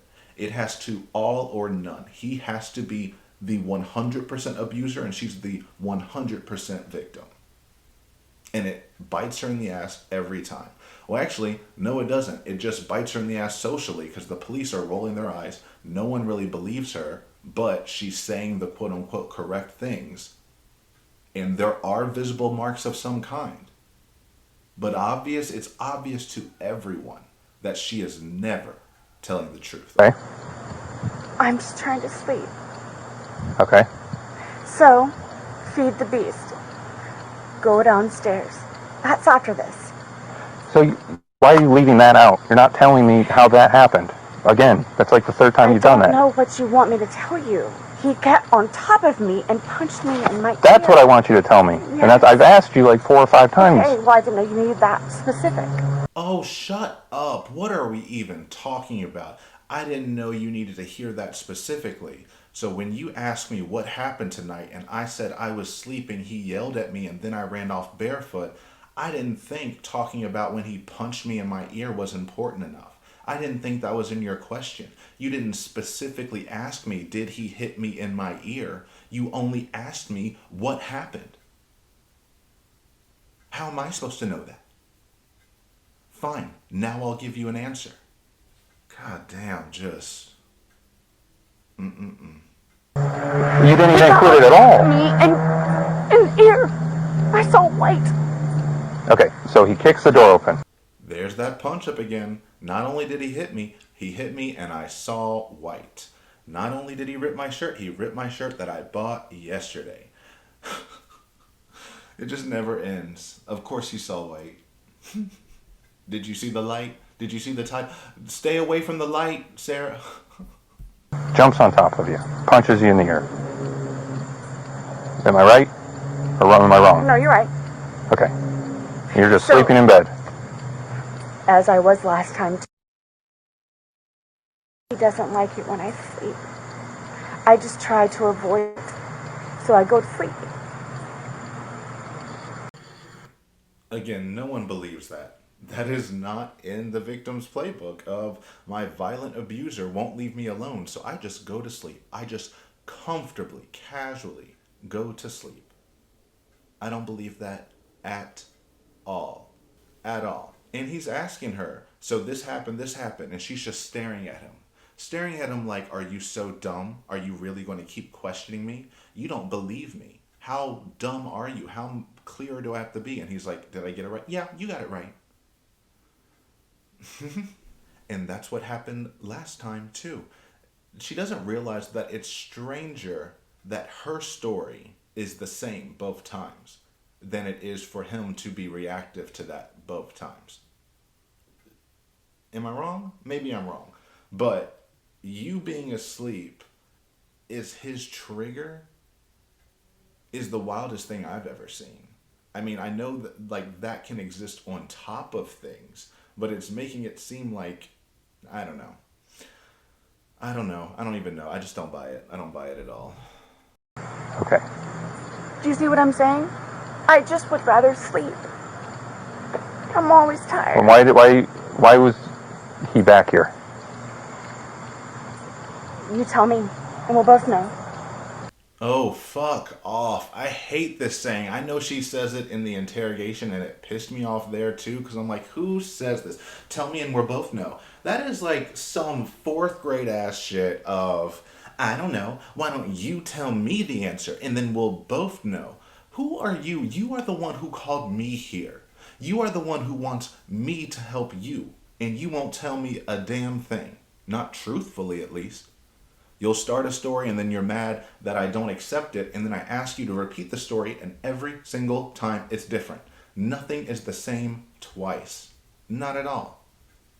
It's just a huge deflection and it's another tell for me of she's lying when she pulls out that saying. And we can cross compare the two when we look at the interrogation of when she used it. Tell me and we'll both know. Translation, I know I'm not going to admit it because I'm going to let you fill in the gaps and then I'll just go with whatever you say. But until you fill the gaps for me, I have no idea, even though I was just there in person hours ago. Why did he show up? I don't know. Tell me and we'll both know. He doesn't have a key to the place. He can't get in. He's not on the lease. He doesn't have any of it.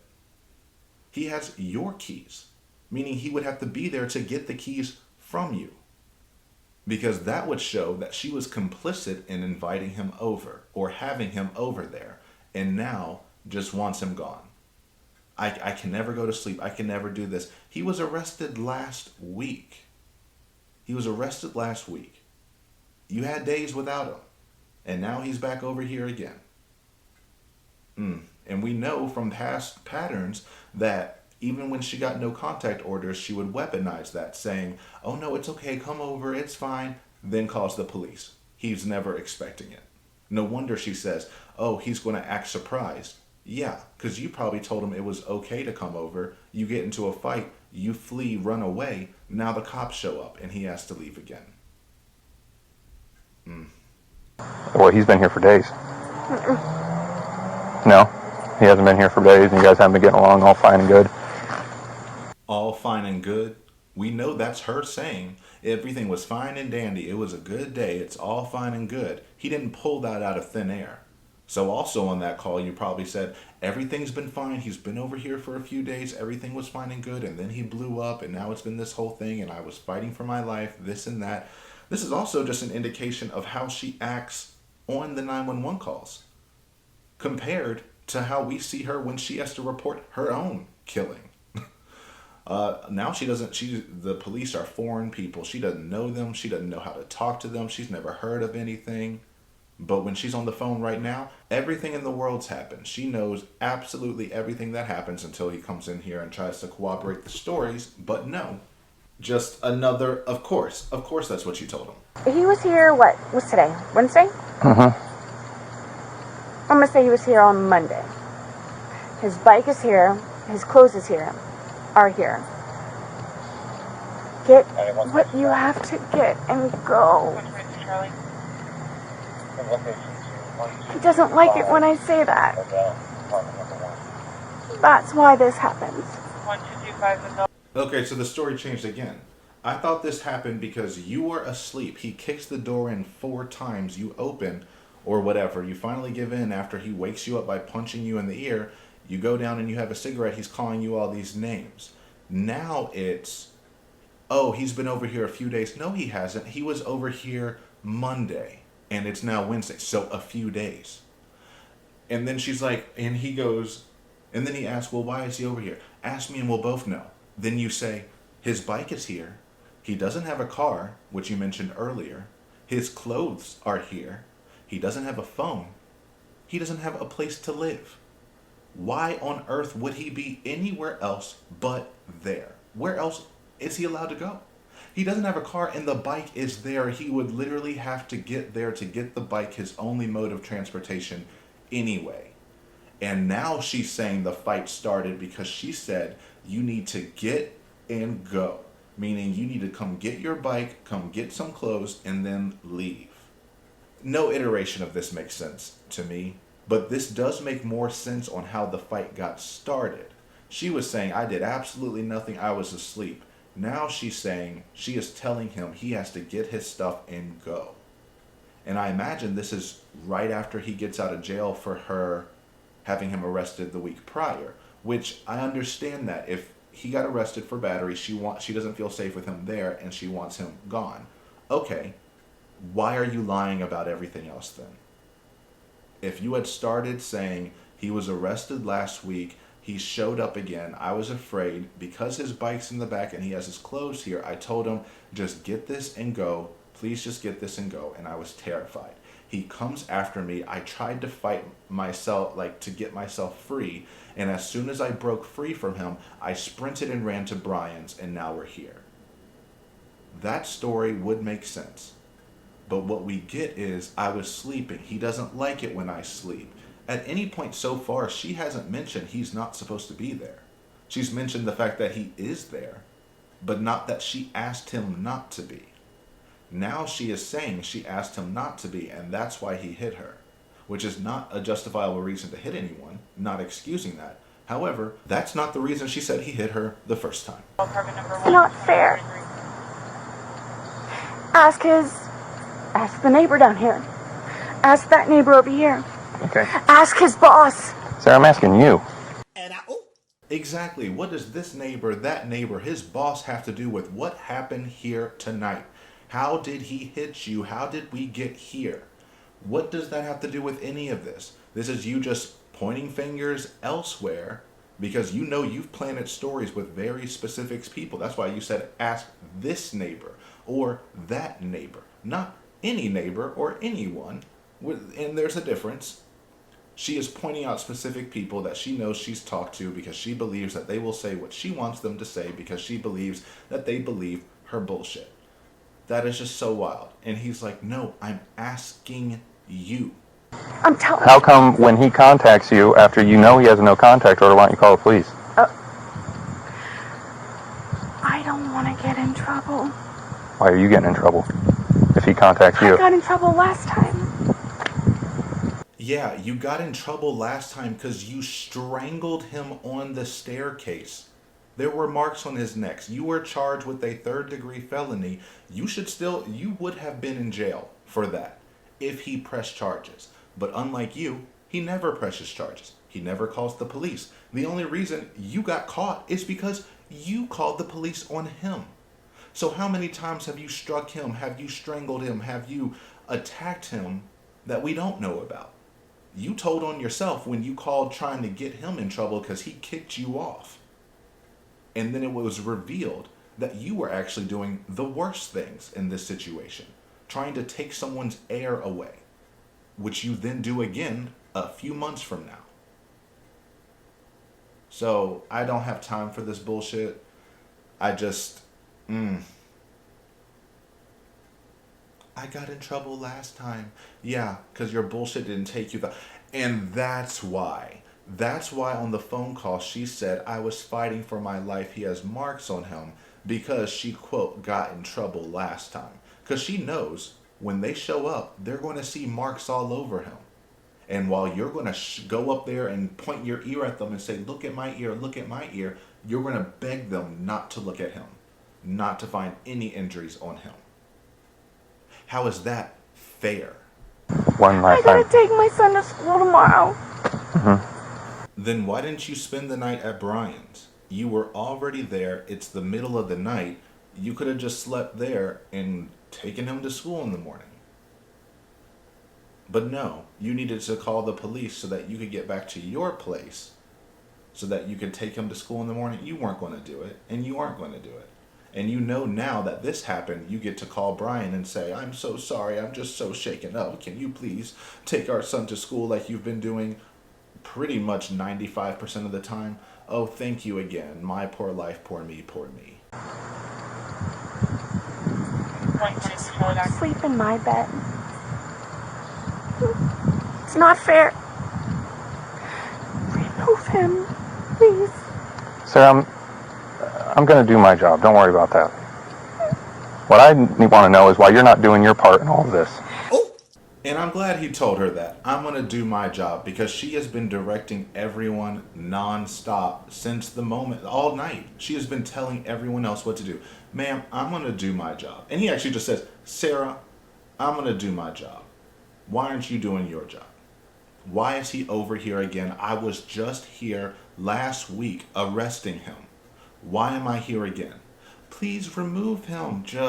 I don't know. This makes me so upset. This just makes me so upset. And if I didn't know what I know, I could make the arguments the other way to try to hold some compassion. Not the arguments that her story makes sense, because it doesn't.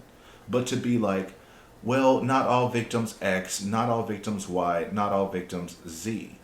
However, when you have someone who claims to be a victim who checks every single not all victims box, odds are they're not the victim there.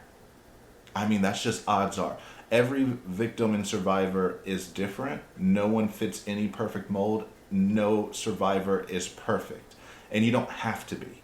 You just are. You either are one or you're not. That's the only qualification. However, when you are using the language you know and the resources you know to perpetuate yourself as a victim, knowing firsthand you're an abuser, how do we know you told the police that you fought for your life and he has marks on him? You know that you are abusive. You know this, but you don't bring it up because you know that looks bad. That's how you know you're abusive. Because if you didn't think you were abusive, you would be able to bring it up and not have an issue. Because it's just, I was just protecting myself. There's no issue whatsoever. But when you are the primary aggressor, you have to hide it. You have to deflect. You have to make it all him, all him, all him. Please remove him. And then she's the one who goes after him every single time. Unless, well, you know, not every single time. But when it goes to someone reaching out and going to physically get someone, again, he has no transportation. Every single time it's been Sarah. And then she wants to call foul and say, why does this keep happening? I don't know, Sarah. Tell me and we'll both know. Because I'm afraid. I'm afraid. So when he contacts you, 3 days ago, why didn't you call the police? Knowing that he's not supposed to be contacting you. Why are you doing that? I would love that. His whole family despises me. Oh, and here we go again. It's his family's fault. She never wastes a beat or a moment or a second trying to blame his family. It disgusts me every time. We just saw in the last hearing where she has her new lawyer who decided to bring up George's murdering brother, who this happened in the past 4 to 6 months.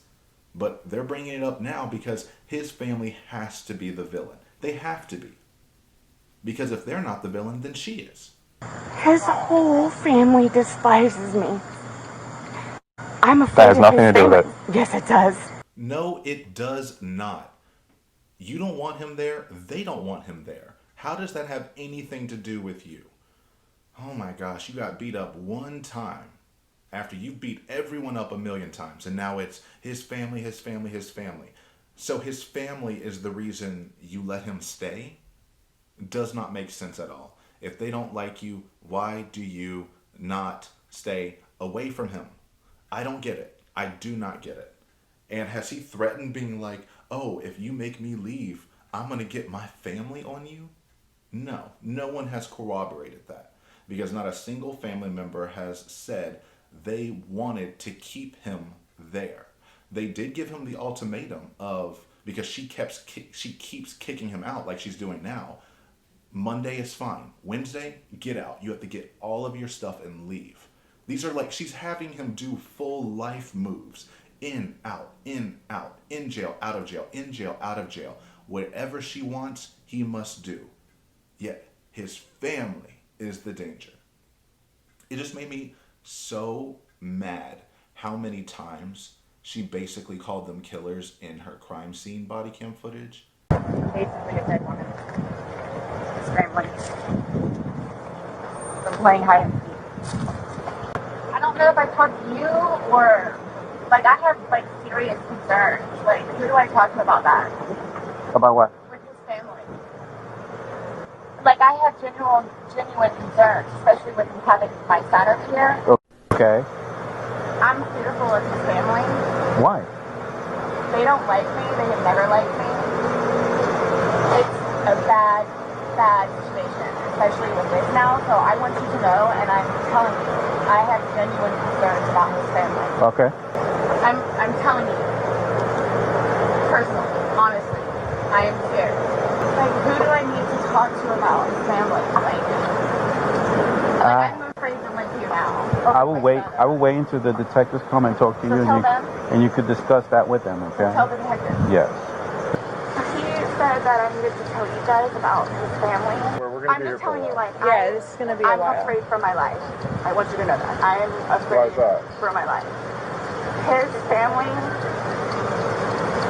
have never liked me. I'm the blue-eyed white devil, is what they call me. And so they're going to kill me. Okay, well, Do they live local? Yes, they're down the road. They're going to kill me. His kids are going to kill me in Philadelphia. They're going to kill me. This was not intentional. okay. And they're not going to understand that. They're not going to accept it. Well, we will take leave here, okay? And When my we leave. 9-year-old. Well, he's at school. He's with your husband. I know. Well, ex-husband. Your husband said that, or your ex-husband said he made arrangements for your 9-year-old to be picked up. Oh, okay, Mom. You won't call whoever it is without telling me, right? No. I mean, I have all their phone And we're numbers not if you need calling. them. We're not making phone calls. We're actually going to speak to them in person. Yeah. We That'll are. be later They're on. going to. Okay. It'll You'll be know later. prior to us making any I'm contact. not going to be here. Okay. They're going to kill me. Okay. I'm like really scared. I'm like really scared. I want you guys to know that. You have, look around. You have all these deputies here, so while we're here, nothing's going to happen to you. Before we go and make any notifications, you'll have plenty of time to leave or do what Run. you need to do. So, like, do you guys tell his family, like, today or after tomorrow? We have to. It's the By law. law, we have to go and make contact with your family. But how, I mean, I understand what you guys and how you do it, and, you know, so, but, like, what do you just tell him? What do you tell his parents? Like, what's the reason he passed away? We tell them what we know at that point. Yeah. We tell them the truth. But yeah, they're gonna know what we're here, what we're investigating, and that They're gonna think I killed him. Why would they think that? They always have said that. They've always have said that. What have they I said? told you it's because I'm the blue-eyed white dragon. That's what they call me. Because they don't want him with me. So he's basically just not really been around his family because he chooses me over them. Even after I've encouraged him numerous times to go over there and see his family.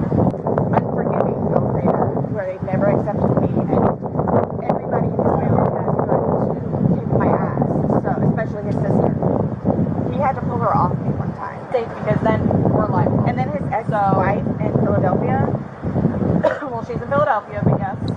shoot, there's gonna be a funeral. I don't even know what to tell you. It's absolutely disgusting how she talks about and characterizes his family constantly, and all they've ever wanted was for her to leave their family alone. And she can't stop talking about them. If anything looks like it's going to come on her, redirect. It's his family's fault now. His whole family despises me. I'm afraid That has of nothing his to do with family. Yes, it does. Okay, but you called us tonight, Yes. right? Because that. Okay. There's so many things that he has done. And you guys are going back and forth with each other. This has happened numerous times, but for some reason you guys still live together, right? You guys still are together. Technically doesn't live here. He lives at his parents' house. Okay. Oh, bullshit. Just nothing but lies coming out. So she talks about the family runs flat, then it's, you have no idea what he's done to me. He completely glosses over that and just says, you called us here tonight. What is happening tonight? Why are y'all still living together if you know you're not supposed to be with each other? Oh, he doesn't live here. He lives with his parents, knowing damn well he does not live with his parents. And the times he does live with his parents is only because she kicked him out. And his family says that when they do finally get a hold of him, when he is out of her grasp, she comes and gets him and brings him back to that hell house. Just nothing but lies. You're getting caught up in that. That's not the point I'm trying to make. Why are you feeding into an unhealthy relationship? Sometimes You don't have know an what I'm answer. supposed to do. Okay. I'm afraid of him. I'm afraid of his family. My son can't come over here because he's here. He doesn't live here. He doesn't live here. Then why? Okay. He did previously. But since all of this has happened and I continue... I'm surprised my ex-husband even brought the key over. She is cycling through everything. Oh my gosh. She just knows that she's floundering, so she's just trying to hit every plot point.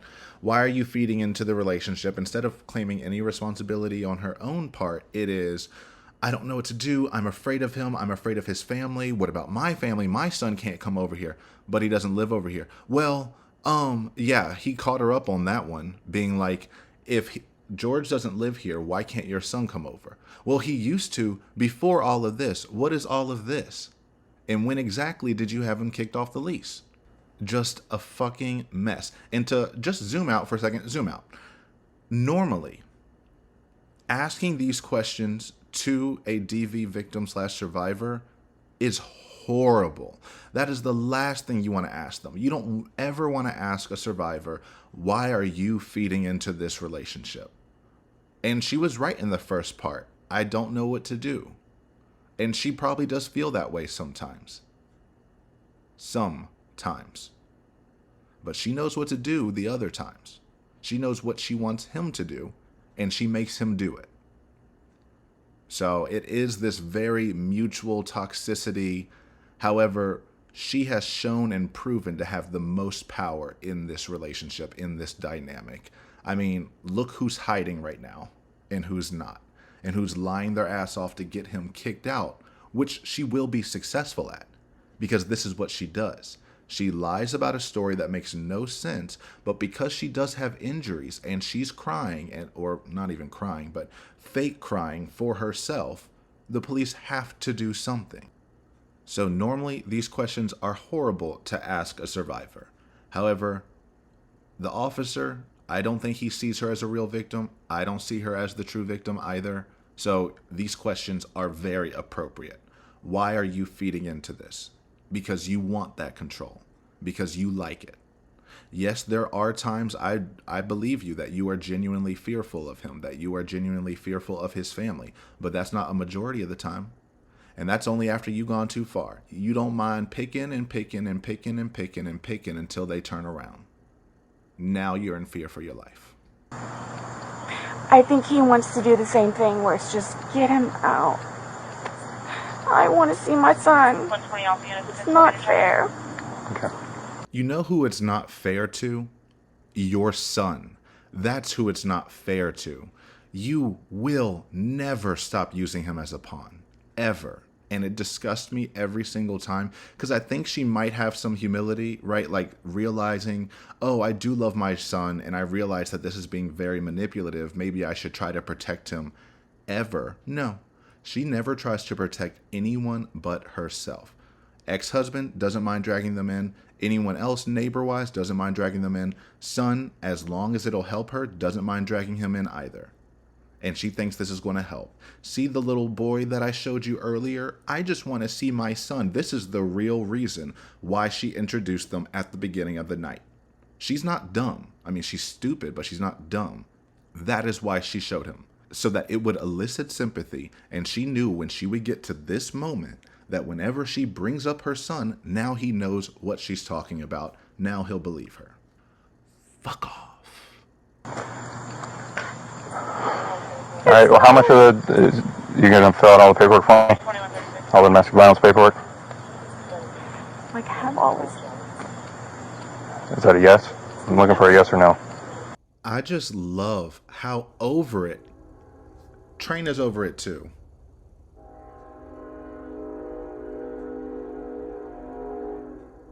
Linda, I feel the exact same way. Over it. Are you going to fill out the paperwork? As I always have.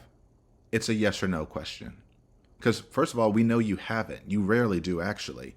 Because you want them to come over, scare him, and then to leave and go on about your night. But the few times you actually want him out the house, yes, you'll sign that paperwork. But just another lie. Even if it's a small one, another one. I always do. No, you do not. It's a yes. He's hiding in the bathroom. I told you guys he was here.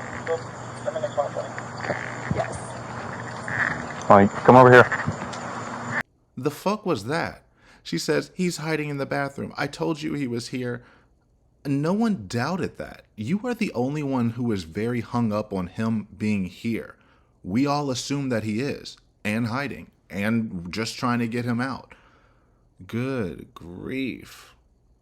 And she gives that like Joker smile, like, see, I told you. No. Yeah, no one's afraid of him. Sorry. He's been arrested so many times without incident that no one's expecting him.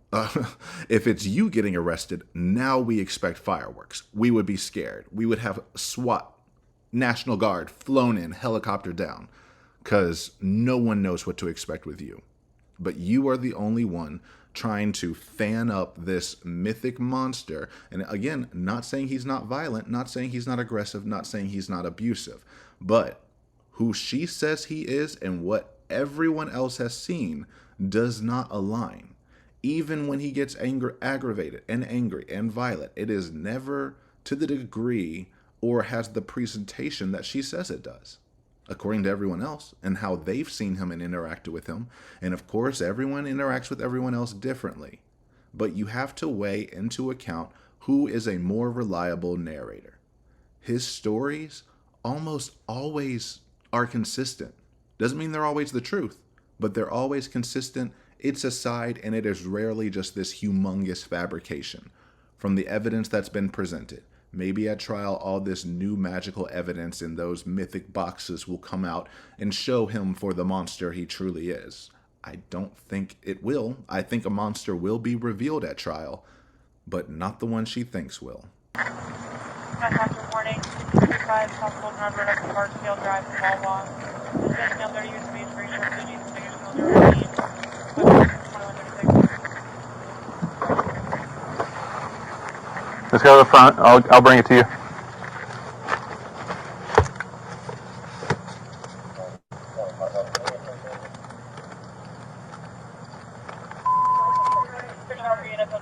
Because he's inside. Because he's inside. Well, this time you're writing it right there. So relax.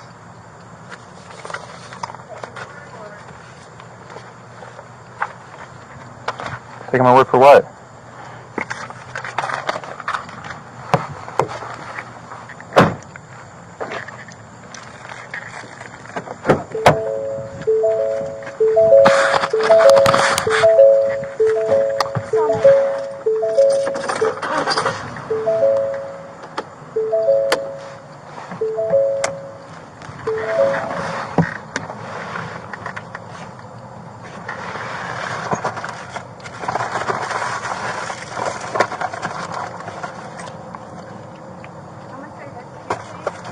What? He never thinks I'll call you out. Ever.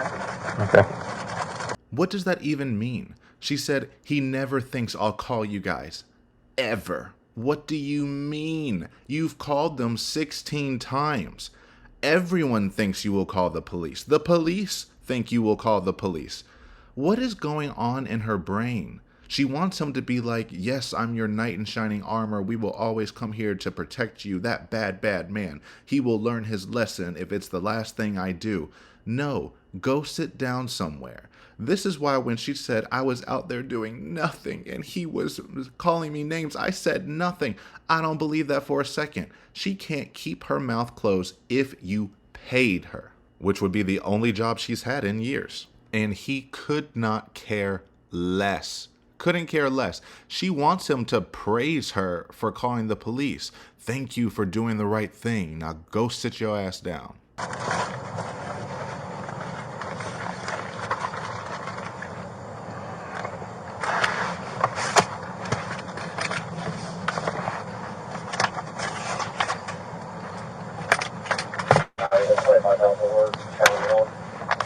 So he's getting all the domestic violence paperwork for her to sign, yada, yada, yada. This frame is terrifying. She looks like straight out of a horror movie, just in front of you. She's like the ghost who jumps out in front and makes you swerve off a bridge. Just, no.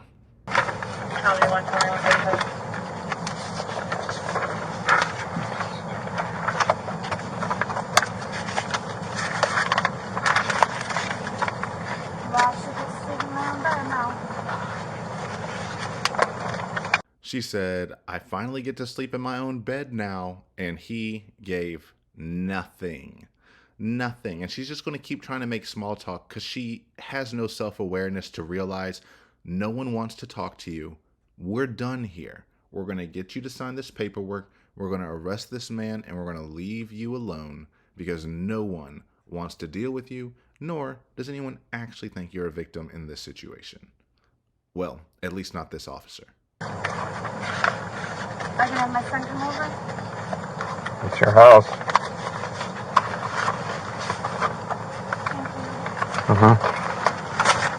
Her good old faithful go-to excuse, so I could have my son over? It's your house, ma'am. Thank you. As though you were prevented from having him over. You're the only reason anyone's here. You're the only reason you're saying someone's not allowed in there. Of course your son can come over at any time. You're just saying that again because you're trying to elicit sympathy and say, hey, remember the little boy that I waved in front of you? Remember him? Can I have him over now? Thank you for protecting me and my son.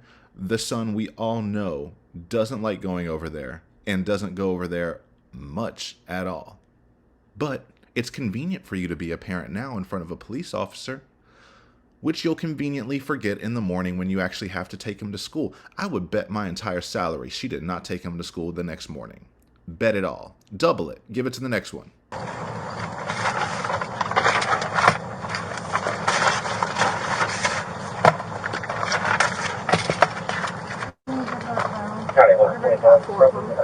I'm sorry? You don't want that book? Okay. Let's go. Let's get this started.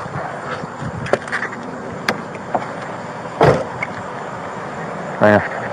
I can see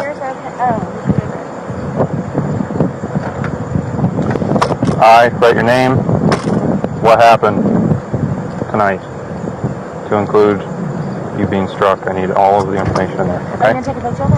I will. Let's do that first.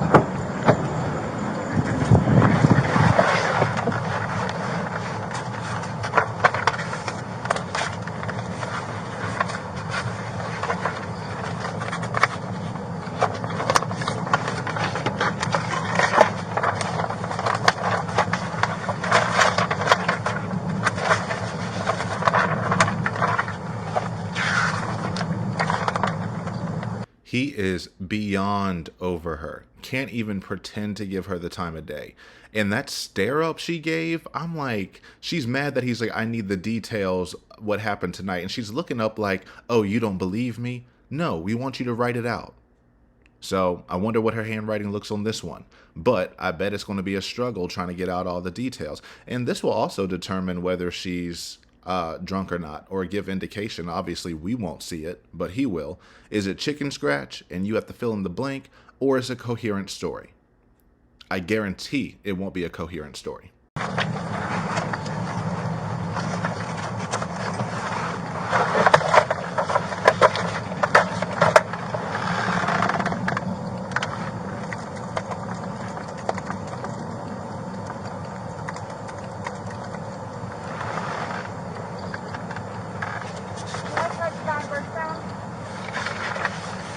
No.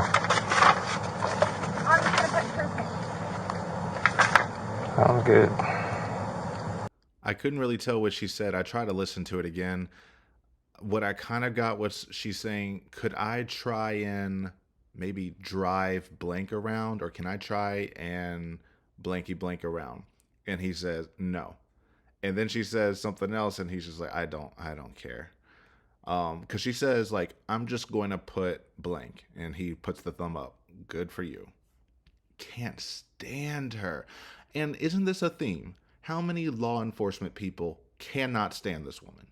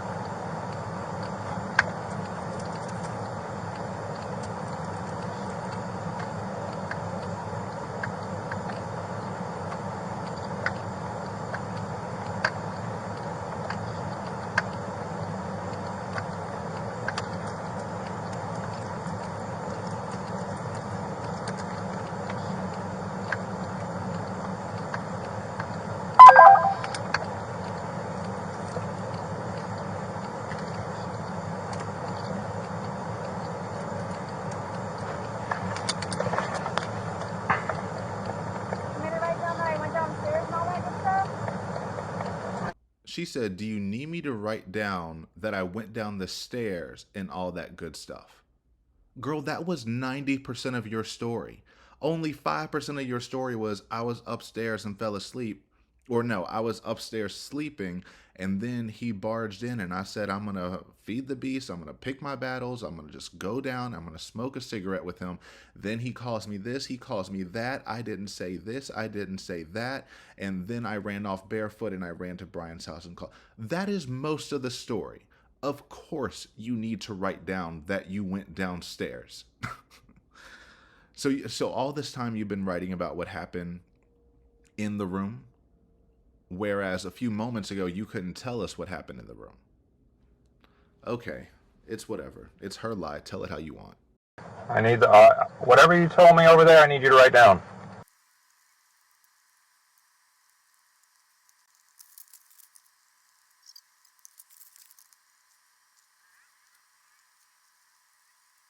I think I got it. Give me 1 sec. Just give me 1 second.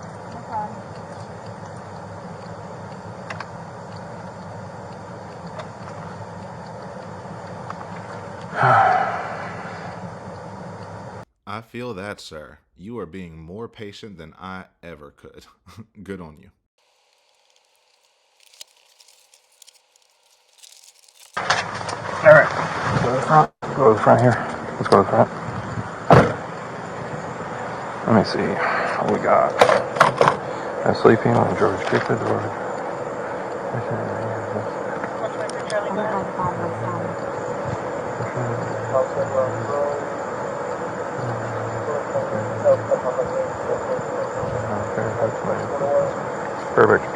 Perfect. All right. Initial, sign. Down here? Initial, sign.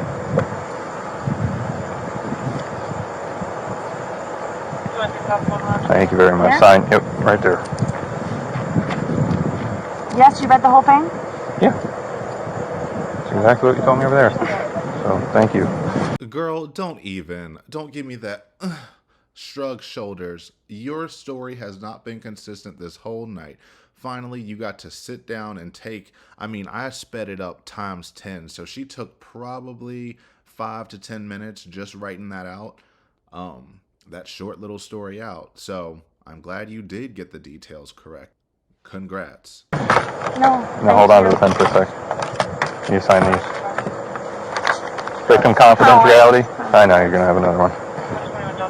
Sign here saying that your information will be confidential based on the type of incident.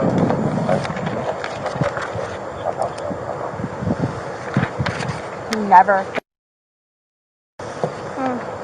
Wish I could have caught what she said, but she said he never blinks. All right, sign here. What you're saying is that if you develop some kind of hearing, It gets worse. Yes, we can use that information.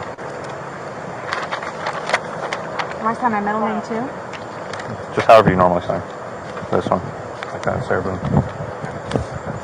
For someone who has signed the paperwork every time, when don't I? You don't know how to sign a paper at all. It's like you've never signed one a day in your life. And then he's like, sign this about the ear in case it gets worse. Okay, fine. We were going to say in case it develops into something entirely, but because she has to punch everything up, it's in case it gets worse. Because of course it's worse right now. Which maybe it is. Maybe I'm just jaded. I don't believe it, but maybe it is. All right. You said you've had one of these before? Yeah. Sure you got a couple? All right. If the injury worsens, side of your head swells up, anything like that, you want photographs of it, go to that address or call the phone number. All right. Somebody can take pictures. So you keep that. Since I'm not going to give you a booklet, that's going to be your case number, okay? Yeah, I know. Oh, wait. That's not right. It's this one here. This is last one. No? Yes. The one from last week? Yeah, that's what that one is. Girl, be quiet. Don't nobody care. That's the one from last week, and you're trying to get this little fake cry to be like, isn't it so sad? This is my life constantly. Yes, because you called the police here. Constantly. I'm about to get kicked out because y'all just keep showing up. Like I don't send the bat signal up here that says, arrest George. Take him out of here. So that I can bail him out the next day and say that I'm his white savior. That's the right one? Yes, that's the right one. 79759. So they're going to call me tomorrow and say, hey, you need to show up for court? If I don't show up, do I get in trouble? If you just explain the circumstances why you can't, then you won't get in trouble. That's for sure. So they'll just try and reschedule with the day that works for you or whatever. But I have to go? Just discuss with them on the phone. I'm not a lawyer. I can't tell you that. What do you mean, do you have to go to court? Why do you always sound like when you call the police over and they make you do things that are part of the process that you are very well familiar with. Now it's, wait, I have to do that, as though you did not know that was an outcome when you came here. As though you did not know a few minutes ago when they said, do you want to go through with the paperwork? Do you want to press the charges? Yes, let me sign all of the things. Wait, you want me to go to court even after I signed all these things? Couldn't I just get you to get him out and then that's be done? No, because then you have to defend your answers, and you know you probably can't. Or it gets messier and you just don't want to show up. See, no, you don't want to go to court, so you don't actually want to be safe. This whole big charade show of, I want him away from me, I don't know what to do, I'm afraid of him and his family. Why wouldn't you go to court then? Why wouldn't you make sure that he's further away from you? Because you just wanted to call the cops to have them do the actions you want them to do, and you don't want to have to follow through at all. This is a game to her. Alright? So, you are going to go stand by that car. I'm going to have them bring him down. He's going to get in here, and then you can go inside. Good? I can go inside. Well, after I bring him out and put him in my car.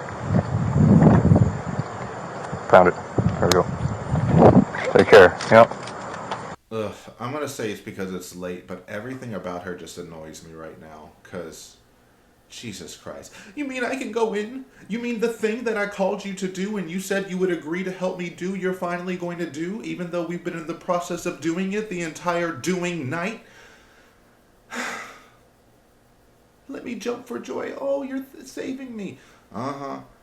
She still can't believe that no one cares. Or maybe, I don't know. I don't know what goes through her mind. Maybe she thinks they're buying it.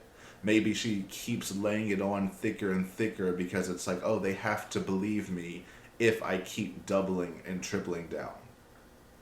And so they said, we want you to stand over here by the car so we can bring him out here.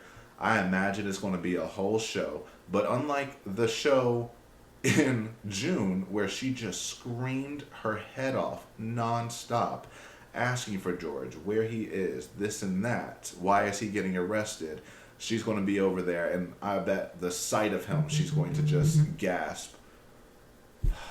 I always get a call while I'm monologuing. George! I'll do whatever I can. Okay. George! What's your name? Babe, I had no idea. Jesus Christ. Babe! Stop screaming at him. No. Go back inside. George! Go back inside. Go back inside.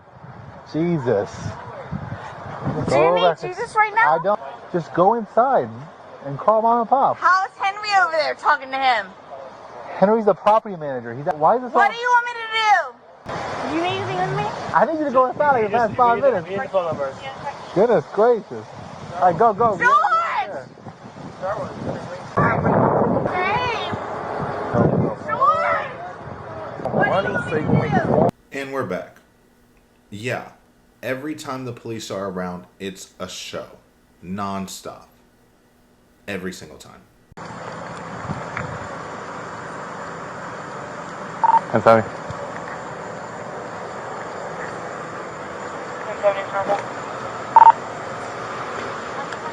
124 Charlie, can you bring him down? Will you grab him shoes and a wallet and his phone if you want it?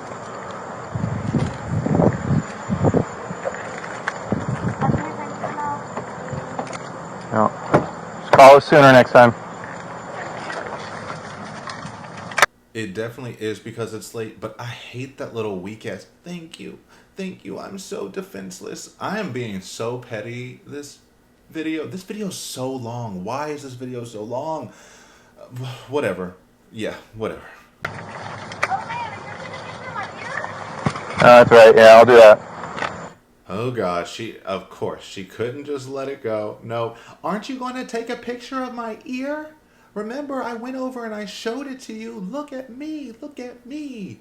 Don't take any picture of George's injuries, just me. 120 Charlie. Wait for him once he gets in the car. Just hang out. Don't say anything to him. I'm glad he said that because I don't believe her one bit. I absolutely believe she's going to say something to him.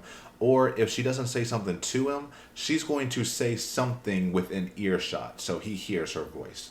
I bet that for sure. She won't sit there and be quiet like maybe a realer victim would.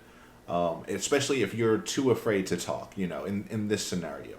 More of a traditional victim would not say anything in general unless they were aggressive and trying to, be upset with the abuser or what have you. But for her, who's cowering in fear, if she says anything when he comes out, that will speak volumes to me.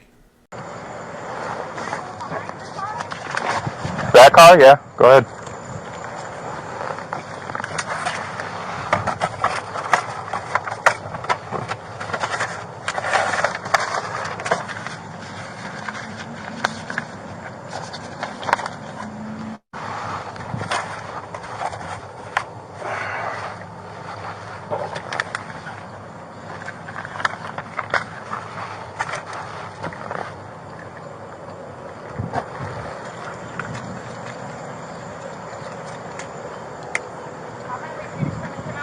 I will.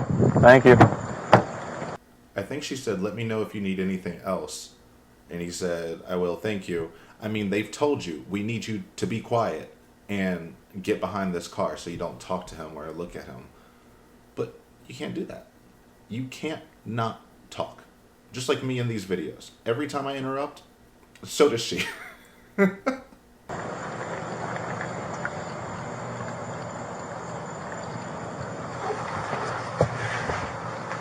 121.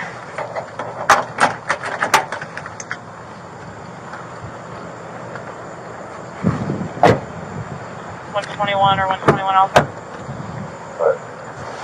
So we're changing County Road 13 as a verifying. Can you verify it at this point?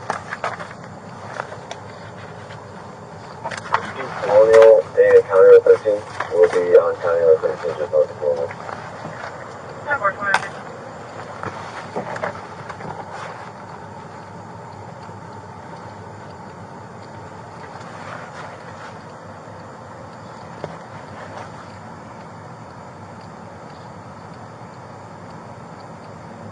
Delta unit check.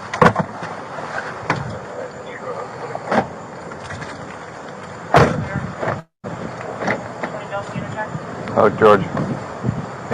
You already knew you were in trouble? So. Let me do a quick search. Yeah. Stand right here against that flag. He's gonna pat you down. Okay. Make sure you ain't got no weapons on you, nothing like that. You got no pockets in these shorts? No, you got pockets. Okay. Yet again, another calm interaction involving George. He's there. He's getting pat down, not being aggressive, not yelling back, not being ornery about any of it. Even in this scenario, when I will say that this is probably Sarah Boone's most toned down crime scene video, which is crazy to imagine. Like, this is her at her most toned down. And it's still more than him. By a lot. So, I don't know. All the evidence we see does not paint him as this aggressive monster like she's claiming he is. Does not mean he can't be aggressive. Does not mean he can't be monstrous.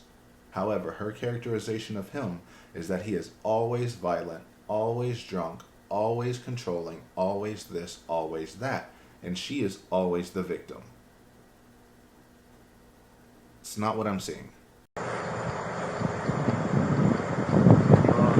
Stay with me. Go ahead. All right. Grab a seat. You alright? Did he have a wallet or phone or anything like I that? couldn't find it. He said he thought his cell phone was gone. He couldn't find it. He didn't know where his wallet was. I think my phone's somewhere in the house. It don't really matter. I'll ask her. Okay. Yeah, if you have to ask her, you're never seeing that phone again. And I know they share a phone, but I think he had his own phone where, you could just use Wi-Fi, but they shared a phone. He could not actually make calls from his phone, to my understanding. And they couldn't find a wallet. So he just doesn't have things in general. No car, no house, no job, no wallet, no phone. Like, nothing. So it's kind of hard for you to convince me he's this overly controlling, abusive person, because a controlling abuser would take control of your things. An abuser would never let you hold on to their phone where you have access to say anything to anyone. Absolutely not. I'll never get over the sharing the phone thing. I think that's so toxic in general. If you're a couple out there sharing a phone, unless it is for financial needs that you can't get past, but if it's just, well, we could save a few bucks here and there. No. No. It will ruin your relationship, because that is some crazy work right there. Get your own phones. I'm gonna put that like normal, the right way. How we wear seatbelts.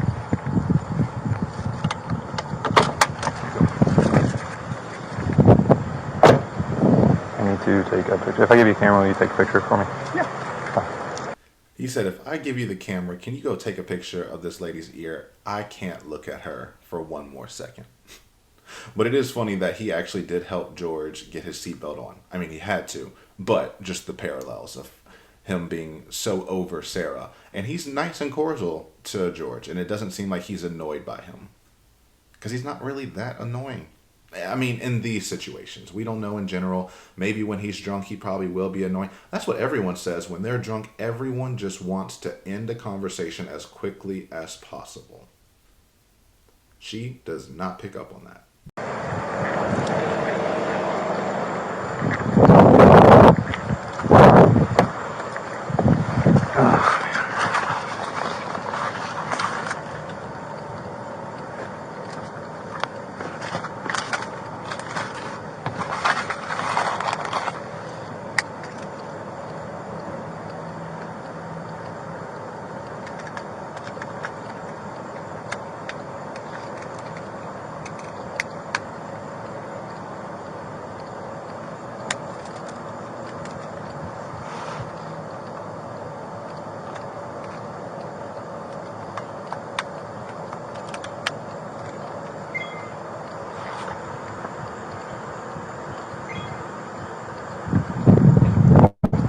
Alright, man. He's asking about her car keys. She said, should we ask him where they are? He doesn't have nothing in his pocket, so they're over the house. Where is she? I'm glad he nipped that in the bud, because she said, he has my car keys. Can you go get them from him? Obviously, he doesn't have anything on him. They just did a pat down. And I bet she didn't even look in there. But for me, this counts as the communication. She wanted them to go ask him, do you have Sarah's car keys? Which the inference is, Sarah asked me to ask you that. She wants to connect with him and to make sure he knows that she's there and that she knows he's leaving and won't be, is how I'm reading into it. With that little thing, girl, just take 5 seconds and look. Don't just accuse. She always says people accuse her. She's like, he has it. I know he does. Well, apparently not. I'm behind her. Yeah, if you don't mind just taking that, I'm going to roll. Okay, yeah. And then I'll just meet up with you later. He said, I'm going to roll out of here. I can't spend another second in here. I'll see you round away, okay? Bye.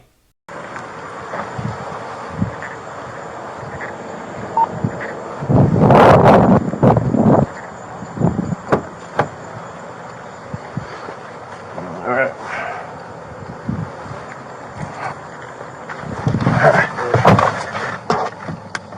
Look, man, she's going to keep getting you in trouble. You got to stop coming around her. Oh, damn. He reveals his true feelings right then and there.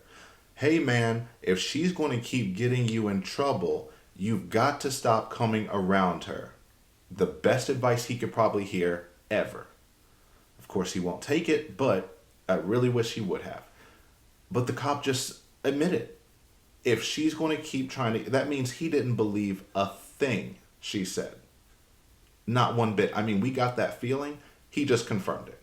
If she's going to keep getting you in trouble, leave her alone. Right? Or no? You don't agree? That's up to you.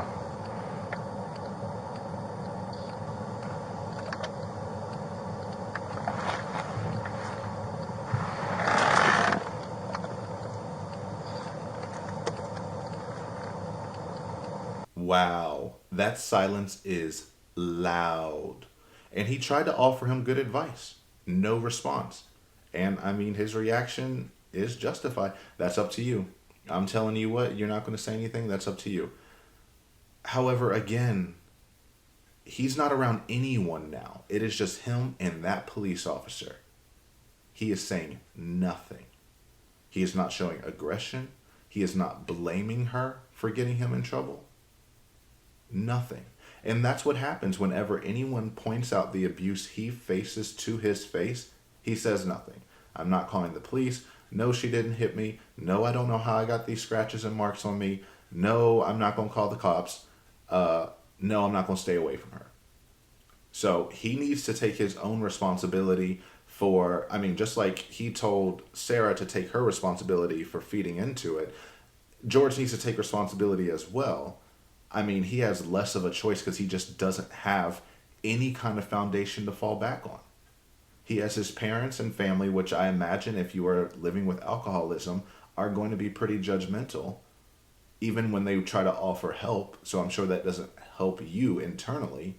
Then you have this basically house of mayhem where you are allowed to be yourself more or less. And you're in this volatile, toxic relationship, which sometimes you all trick each other to thinking you're in love and that you understand each other and that you're there. But this is how she actually is. And he learned that too late. He learned that in the suitcase when she refused to let him out.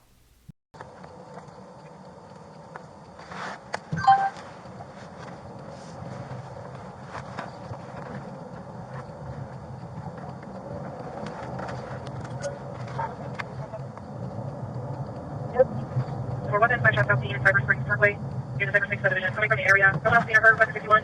Two over team, we did get another call to 10 for Dean and Craig Ward. Hearing 3 gunshots, nothing else near her.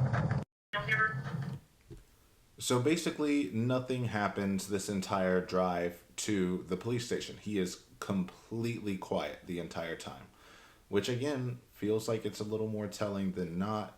He doesn't seem upset at all. He just seems kind of defeated yet again. Kind of like, yeah, I expected this, of course. So it looks like this last part is going to be from the second officer's body cam footage. It's pretty much the exact same thing. I feel like I'm going to leave it in here just because, and it's, you know, it's a different perspective, might hear or see some things different. I may not comment as much, and I may speed some things up, but I just wanted to include it just in case, you know, never know.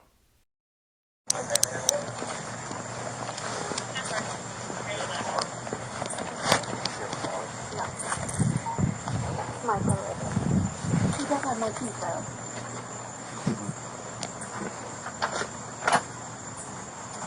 You know the key?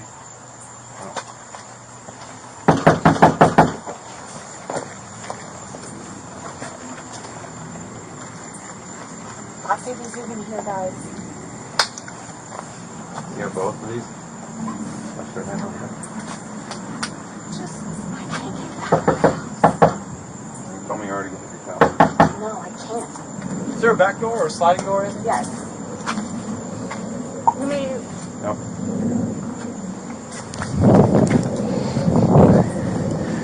If you go 10-12, just let us know.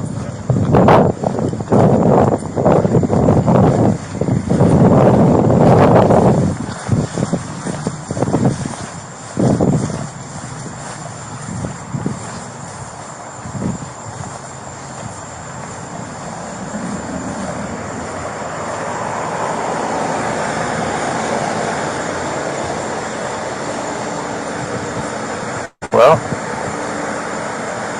thought that was open for a second. Yeah, it looks like it, yeah.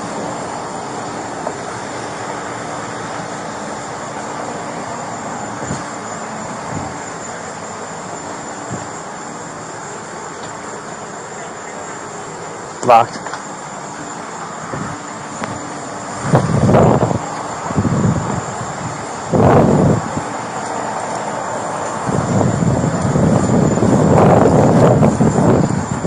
Got towed.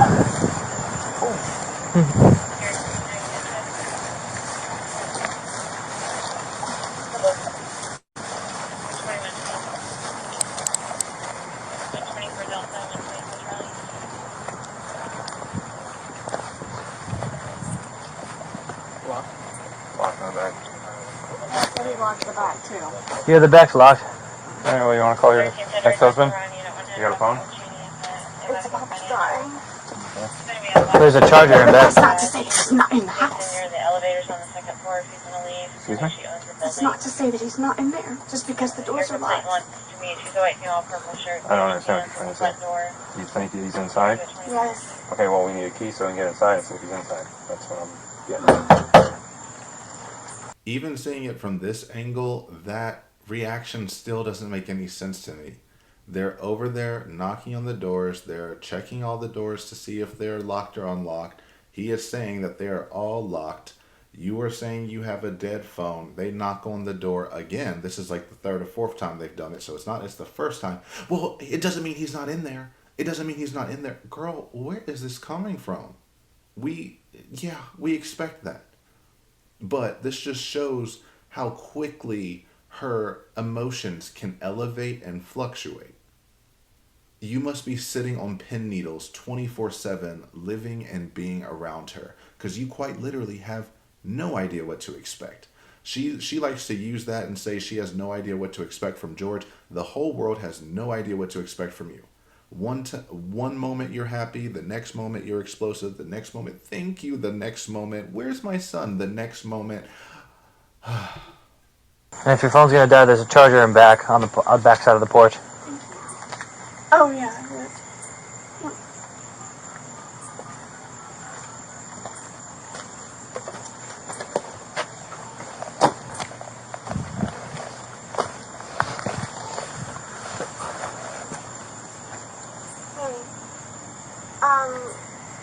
If he's in the house, he's not coming to the door, but you have my spare key. I can get in. If you could, there's no other way of me getting in my house. Unfortunately, can you please bring me my spare key? Yes, please. We're out front. The front door and back door. I have no way of getting in. And I bet you this is how she sounds every time she wants something from Brian. It is the end of the world of there's no way I can do X, there's no way I can do Y. She was always bugging him for money and she would say, I'm in the red, I don't do that, so I just need enough money to get me out of the red this, out of the red that. Maybe stop drinking if you don't have a job. How about that? If you don't have a job to have alcohol money, maybe stop purchasing alcohol. Or get a damn job. But yeah, he always had to be ready to drop anything he was doing to come save her. So of course he was the first call she made when she murdered George. He's the fixer. He's cleaned up everything her whole life, basically. Or at least he's put up with her. I don't know how, but he did. Where's he live at, ma'am? I'm sorry? Yeah, you said that's your ex? No, it's my ex-husband. Right down the street. Oh, perfect. Okay. He'll be here in like 2 minutes. Perfect. Thank you so much. No, thank you. Is your who you think is your ex-boyfriend? Is that correct? This is my place. Okay. Simple question. Your boyfriend? I don't know what to call him. Somebody you're dating? That's pretty easy. Yes. Okay. Does he not have any weapons? No. Okay. No. He was arrested last week for bad TV. If you guys actually want to take a picture of my ear, you can see that. That's the reason I called you. I saw he was arrested before. Was that also like a month ago? It's last week. Here. Look. She had to make sure she got up there to show him. He still didn't care, but she'll do anything she can to make him look worse and to make everyone else angrier or more aggressive toward him. It rarely works. It does. I haven't really seen the police ever really aggressive with him, honestly. Because a lot of times police officers in this case try to match energies to a degree.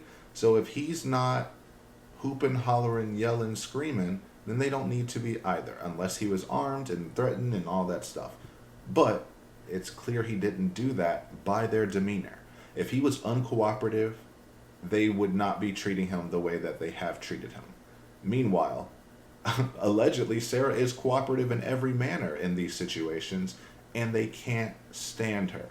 It's exhausting because they know this game, but she's saying all the right words. She's going up there and showing me this little mark in her ear, so she must be a battered spouse. I cannot believe that she is using battered spouse syndrome after seeing all this stuff. Battered spouse syndrome is for when you can't get away. She had nothing but chances, availability, and options to get away. And then that stupid, is he current boyfriend, ex-boyfriend? I don't know what to call him. Well, are you dating? Yes, for 3 years. Okay, so you're dating for 3 years, but you don't want to call him your boyfriend. You do, and you do that regularly and often, but you're trying to elicit sympathy of, I don't know what's going on here, and I need you to tell me this and that, tell me I should leave him, so then I could say, I love him, though, I don't know what to do. I'm shocked at myself by how rude I'm being in this video. I'm not caring. I really am not. Giving everything, every context that we know and all the stuff that we've learned. I'm shocked. But I'm just so over her. I need her to go to prison for the rest of her life at this point. I need it. Why? Because no one's safe. She doesn't care who she brings in, how much damage she causes, or how much inconvenience she causes everyone around her. I know her neighbors are up. Those big ass flashlights flashing everywhere, police officers coming in with their lights, walking around, a mess. That's why I called you in. And again, I was sleeping. He hates it when I sleep. How much have you had to drink tonight? Oh my God knows. How much have you had to drink tonight? 2 drinks. And that was what, 4 hours ago? It's just so easy for her to paint him. Who knows how much he's drinking? But I've had 2 drinks over 4 hours. That means there should be no alcohol in your system. Yet this is how you act. And now I'm getting repetitive. I know, I'm sorry. But if I have to rewatch it, so do you. So what's the layout of the house? Is it both floors? Is this part here? Or is that, so these 2 windows right here. What kind of vehicle does he drive? He doesn't drive. He has a bike that I bought for him.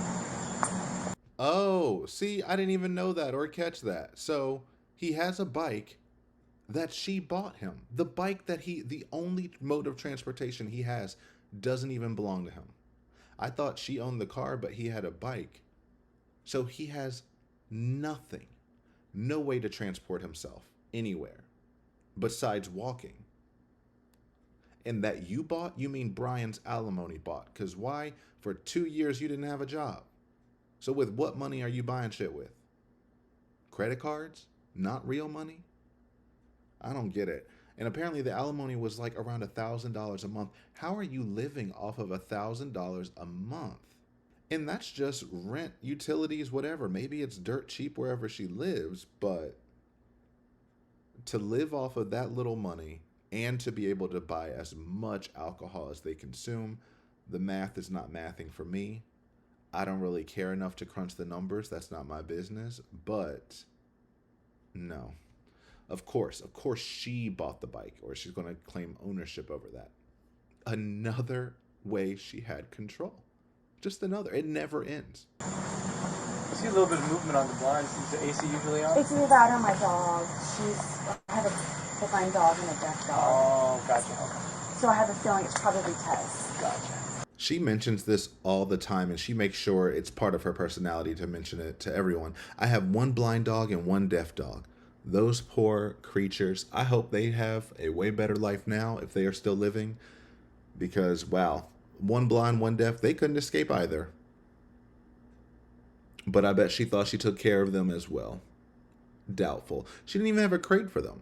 I remember in the last BodyCam footage, she kept losing her mind because they kept getting out. And they're like, do you have a crate or anything? She has a leash. So those dogs are just free roaming always. Which I guess is fine for some people, but when you have a deaf and a blind dog, maybe you should have a place where you can make sure that they're safe and not just falling down the steps or something. I don't know. She's the deaf one. Does he have anywhere else to go, or is this the only place he has? He has his parents' house to go to. Where's that at? 8315 Baja Boulevard. It's down the street next to where Chrissy Street is, if you know where that is. Oh, gotcha. They ask, does he have anywhere to go? She says he has his parents. And she knows that's not true. Because that's what she tells us in a few months later. She says after she's kicked him out so many times, his parents gave him the ultimatum. Either you stay here or you go over there. I know they wish they could take that back now. It's not their fault. It is something you have to do with people sometimes. Sometimes you have to give people ultimatums and draw your own boundaries for your own protection. But because Sarah is the way she is, she thought that they should just accept him anytime she didn't want him there, and that they should give him back whenever she wants as well. She uses anyone however she wants to, and they should just adapt to her. She knows he can't go back there. That's why he had to sleep in a tent in the back of someone's random yard. But she'll lie, like it's drinking water.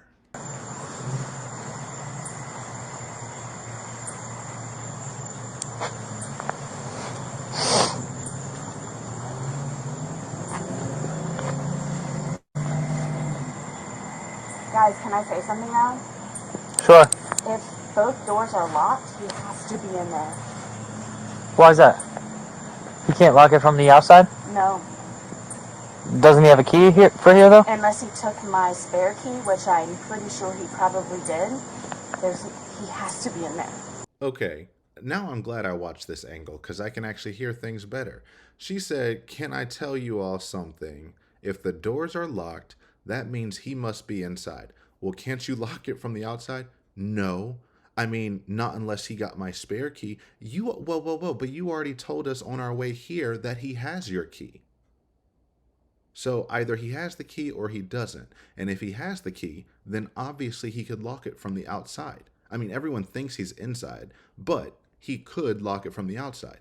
Hers is no, because again, she's trying to stoke it up. He must be in there. He has to be in there. We assume that. You are trying to make it seem like it's this very highly dangerous situation, which the cops then find out later that it's not when they actually speak with him. So everyone's like, why are you still trying to up it? And again, if she had actual injuries on her, I get it. She has a scratch on the inside of her ear, sure. With dried blood on it, sure. Okay, I'm not going to say he didn't hit her, but it's not what she is portraying. That's for sure. Especially with the back door. Is the spare key? Was the spare key in the house? No, I headed outside because he locks me out all the time. Yeah, okay, so I think this is when the other officer went around back, because I'm like, I don't remember this. So she's saying that if the back door is locked, then he must, 1, have the key, 2, he must be in there. And then he's like, where's the spare key? Oh, well, I hid it outside because he's locked me out. Why aren't you looking for it? What? This is the first time I'm hearing that you hid it outside. You didn't tell anyone. Let me look for it. Oh, wait, my spare key isn't there. You see how her story never makes sense ever? Like the dots just don't connect until everyone points out to her, hey, these dots don't connect. And she's like, oh, you mean these dots? Okay, let me try to fill that in. And then it's just another non sequitur adding new details that divert from the original issue, thinking that that plugs the issue, when it really just leaves more question marks. So I'm going to say that though. If both doors are locked, he has to be in there.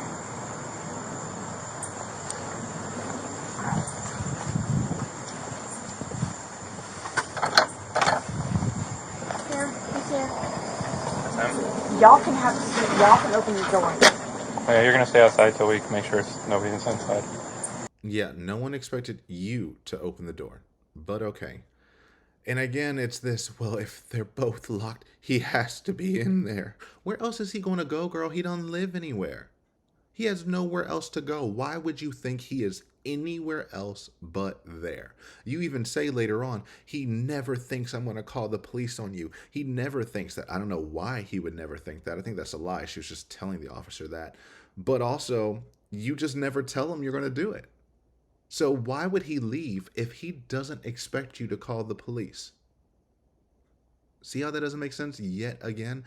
Also, if there's anything I'm messing up or just wildly inaccurate that I just have this huge oversight, let me know in the comments. Because maybe it's just how late it is. Maybe I'm just fed up. Probably both. I'll give it back. Thank you so much.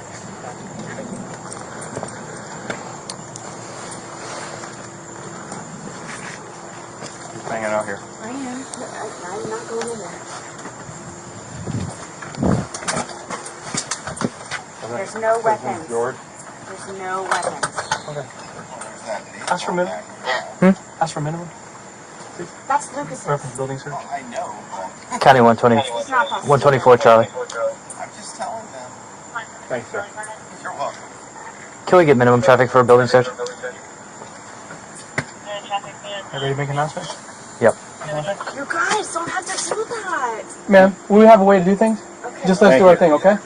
Yeah, still seeing this again annoys me. Yeah, stay in your lane. Let people do their jobs. You can't not order people around. You have to. It's in your blood to order people to do things. And hearing Brian say the bat again still sends me like, yeah, there is a bat in there. But also good for them for the only weapon in that house being a bat, and that there are no weapons, no knives that are not used for cutlery, and no guns in the house. That is very, very good in terms of an abusive relationship. But yeah, the bat's in there.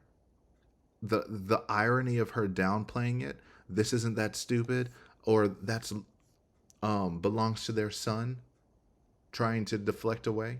She's going to say the same thing in trial when they ask, why is this bat dented? Yeah, open the door. Can I make announcements? Sheriff's office, you in there? Come on out. A little louder. A little louder. Get in there. Sheriff's office. Go ahead.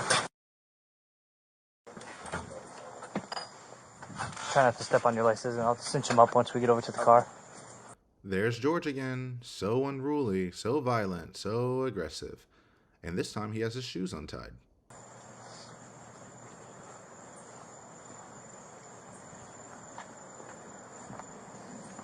It might be in her car, if anything. Is it the white one right there? Yeah. The white Kia? Yeah. My phone, a black phone. Okay. So we know from the other cam that he couldn't find his phone. Now, walking over, he's saying the phone is probably in Sarah's car. Because of course it is.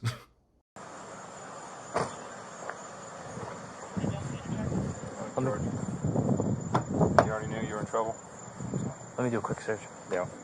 Stand right here against that flag.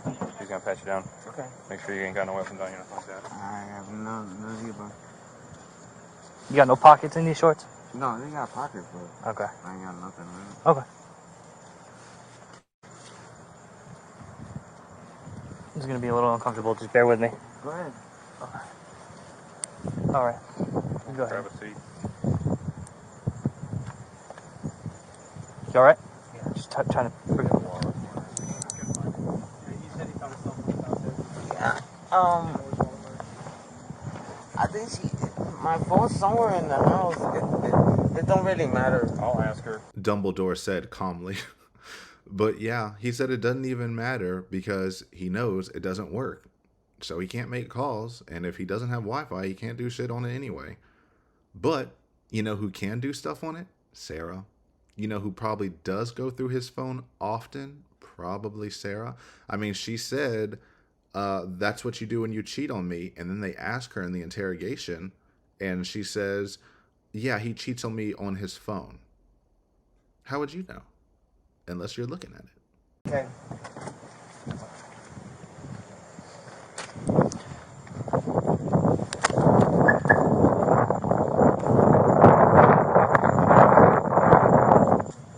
Excuse me. Just step up right here for me, please. I just got to get in the train. Are you okay? Oh, what? Oh, okay. Okay. You know that I was back. Yeah, no, it's okay. Just a quick question. He's asking about his phone. Do you know where that'd be? No, I don't know where his phone is. Okay. You don't have it in your vehicle or anything? I do not. Okay. I happen to find my phone. Wait. I need my car keys. Okay. They're not on him. They're inside the house somewhere. You've seen them? I haven't seen them, but they're in there somewhere. And she's given this whiny voice. They told you, they checked him. He doesn't have it. And she's whining as though she doesn't believe it. Well, are you sure? Yeah, we are. We just did a pat down. This is part of our job. We do check. It's in the house. She didn't want to take the time to look. She hasn't taken 2 seconds in that house and she's already saying my keys aren't there. Go ask him. Instead of me actually looking, go ask him to tell me exactly where my keys are when he doesn't even know where his phone is. Of course he's not going to know where those keys are. Man. And what about your spare key? Where's that? They're not on him because I had to search him before he got in the vehicle. Is it too much to ask? If you could ask him where they are, please? Okay, I I will. only have one set. Okay. You don't know where his phone is? Okay. And of course she wants to make contact with him. This is what I was talking about. Like, I don't know. She's so helpless in the most pathetic way possible.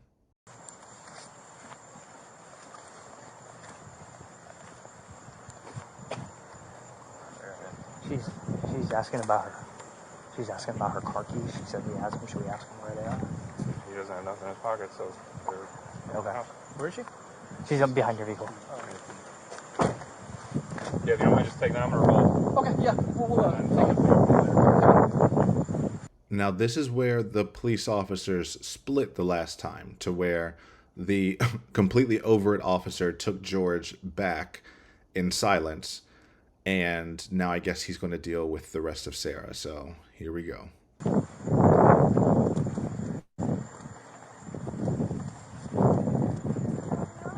Huh?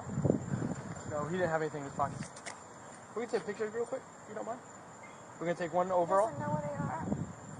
Ma'am, do you mind? There she go again. Same old classic Sarah, Miss Paulson. She doesn't get the answer she wants. She's going to ask again. He doesn't have the keys. We checked. He doesn't know where they are. If he knew where they were, do you think we'd just be hiding that information from you? Stay right there. That's fine. Actually, a little more this way, so we don't get the police car in there. I'll help you, please, if you don't mind. You said what?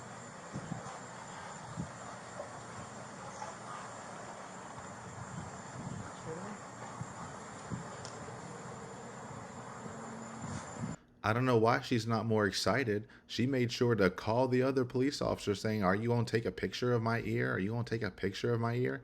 Here it is.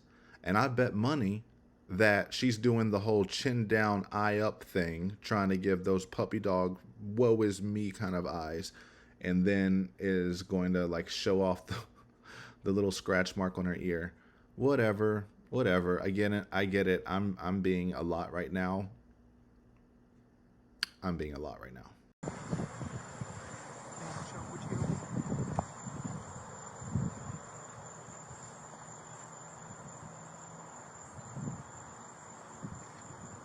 want me to shine a light on it if you get closer? No, actually, they can't. Okay.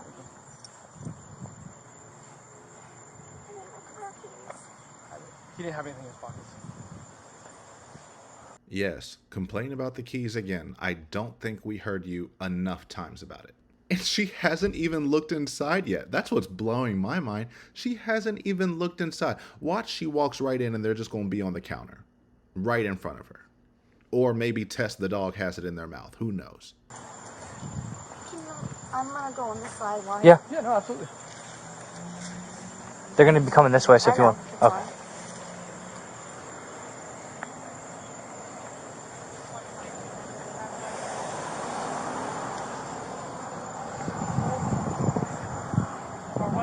Can you go inside now? Yes, ma'am. Yep. Did you hear that giggle? Who is this show for? She's done this to every officer. You mean I can really go inside my house? It's one thing if she spent days outside of it, or if he chased her out of it or something like that. By all of her accounts, she just fled after he called her names. Didn't even threaten her, didn't come after her, she just booked it. She said, "I'll show you who's a good mom," and then darted away with, "She's a runner, she's a track star," blasting in the background. But now so relieved to get back in her house. And also, this whole ordeal has not taken that long. This has probably been within a few hours. So it's not like it's been a whole night ordeal that it's finally over and she can finally go rest in her own house in peace. Of course, that's what she thinks, but... One dog's sleeping downstairs and one's in your bedroom. Coming from the area. No one else seen or heard? You have any other questions? I'm sure they're in there somewhere. My God, complaining about these car keys when you haven't even been inside the house. You do not know if they are already there waiting for you. Now, this was a time where you could have said thank you. One of my dogs is upstairs, one of my dogs is downstairs. Thank you for letting me know. No. Didn't say anything, just, "Where's my car keys?" I know that's not your job at all, but I put it on you. I've made everything your fault and your job. And since you couldn't find my car keys that are probably right there in the place, then where's my car keys? Are you going to get in the car right now? Or are you going to go inside and go to sleep? Do you need the car keys this second? Or are you going to go inside and go to sleep? She probably isn't. And this was all probably just a hoax or a lie to do whatever that she wanted to do for the night. And now her night's plans are ruined because she can't find her car keys.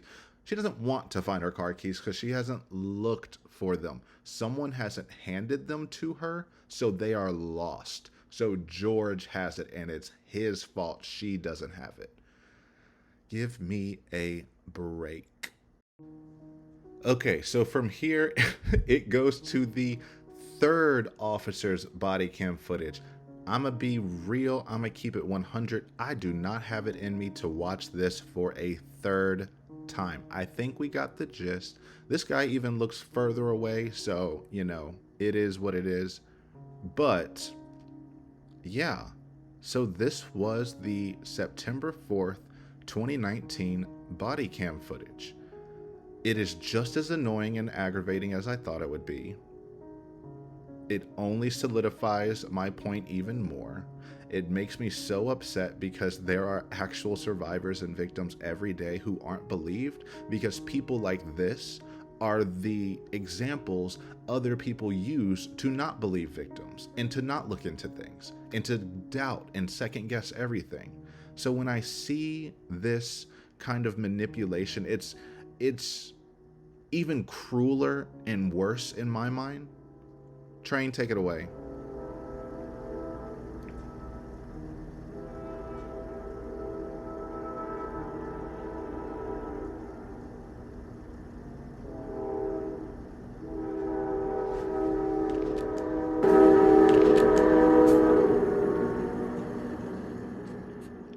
Linda had a lot to say about that one because, yeah, it was that exhausting.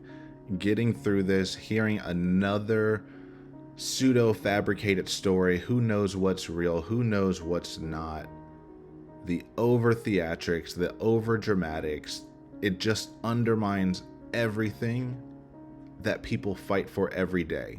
When it comes to survivors' rights, when it comes to victims' rights, when it comes to being believed, when it comes to advocacy, when it comes to all of it.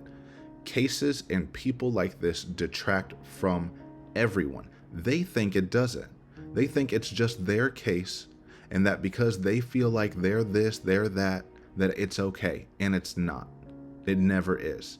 It is always damaging. It is always detrimental, and it makes it harder for the next person to come forward. So they don't do it, and they won't. And now in the future, there will be actual survivors who will be referred to as doing a Sarah, doing a Miss Paulson, doing what she does. And now their stories are not going to be believed because this story is unbelievable. It's unbelievable because it doesn't make sense. There's no logical consistency.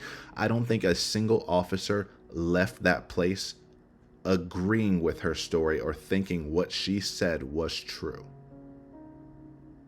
I don't think it. Maybe I'm wrong. Maybe they did. Maybe they bought it.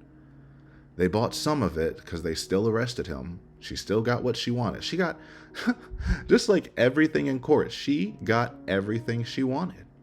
Regardless of what she says she's gone through, regardless of the dramatics that she goes through, she still gets what she wants every time, which is why she needs to get locked up for life. She does. People want to put on the soft gloves with her and be like, oh, well, you know, is she really that? Yeah, she is. She really is that bad. And she really is a danger to society. She has never proven to be a productive member of society. She only takes and takes and takes. And if you don't give her and give and give, then you are taking from her. The fact that they couldn't just make her car keys appear, she left with an old whiny thing after all that those officers did to try to get her back into her house, talk with George, remove this allegedly very violent person from her home. Still not good enough because she doesn't have her car keys. And I feel like that's just emblematic of everything. She'll never be satisfied. We've seen that with her lawyers. She can't be. She needs to complain. She thrives off of it. But who else thrives off of complaining? Me. Hence this 3.5 hour long video. Well, not 3.5 hours, but might as well be. It feels like it. I have no idea why this video was that long. Thank you so much for sticking with me if you are here to the end. Y'all put up with a lot of my just ramblings and BS, and I really appreciate it. Again, I'm always so thankful for the support. I love the community we're creating here. You all pop off in the comments every time, which makes me happy. Remember, still be nice, still be kind, no threats, none of that. I haven't seen it yet, but just keeping that in mind, we keep it classy on this page, and we're doing so good so far, so don't wreck the vibe. But yes, now that we've covered all of the available body cam footage that has been released, I swear if someone else comes up with another video, I'm gonna be done. I'm gonna be done. Because as of right now, I am officially starting the interrogation video. I am ready. I'm going to view basically all of my videos that I've done before watching it and then react with all of the thoughts and feelings I have. There will be side tangents. There will be receipts shown. There will be humor injected. This is going to be, and I'm probably going to call it this will be my magnum opus of just, I am doing this interrogation video solely for me. I'm glad you all will watch it, but it is for me to express the feelings I've had about this case since the first time I've seen it. So yeah, look forward to that. Look out for that. Stay tuned. All the good stuff. Turn on notifications. I don't know. I don't know how to turn on notifications. If notifications are not coming through, which I hear, I'm sorry. Let me know in the comments how I can turn them on for you, or if there's push notifications or something. But yeah, I think that's going to be it for this one. I hope you enjoyed. So don't forget to comment, like, subscribe, dislike if you're feeling it. Until next time.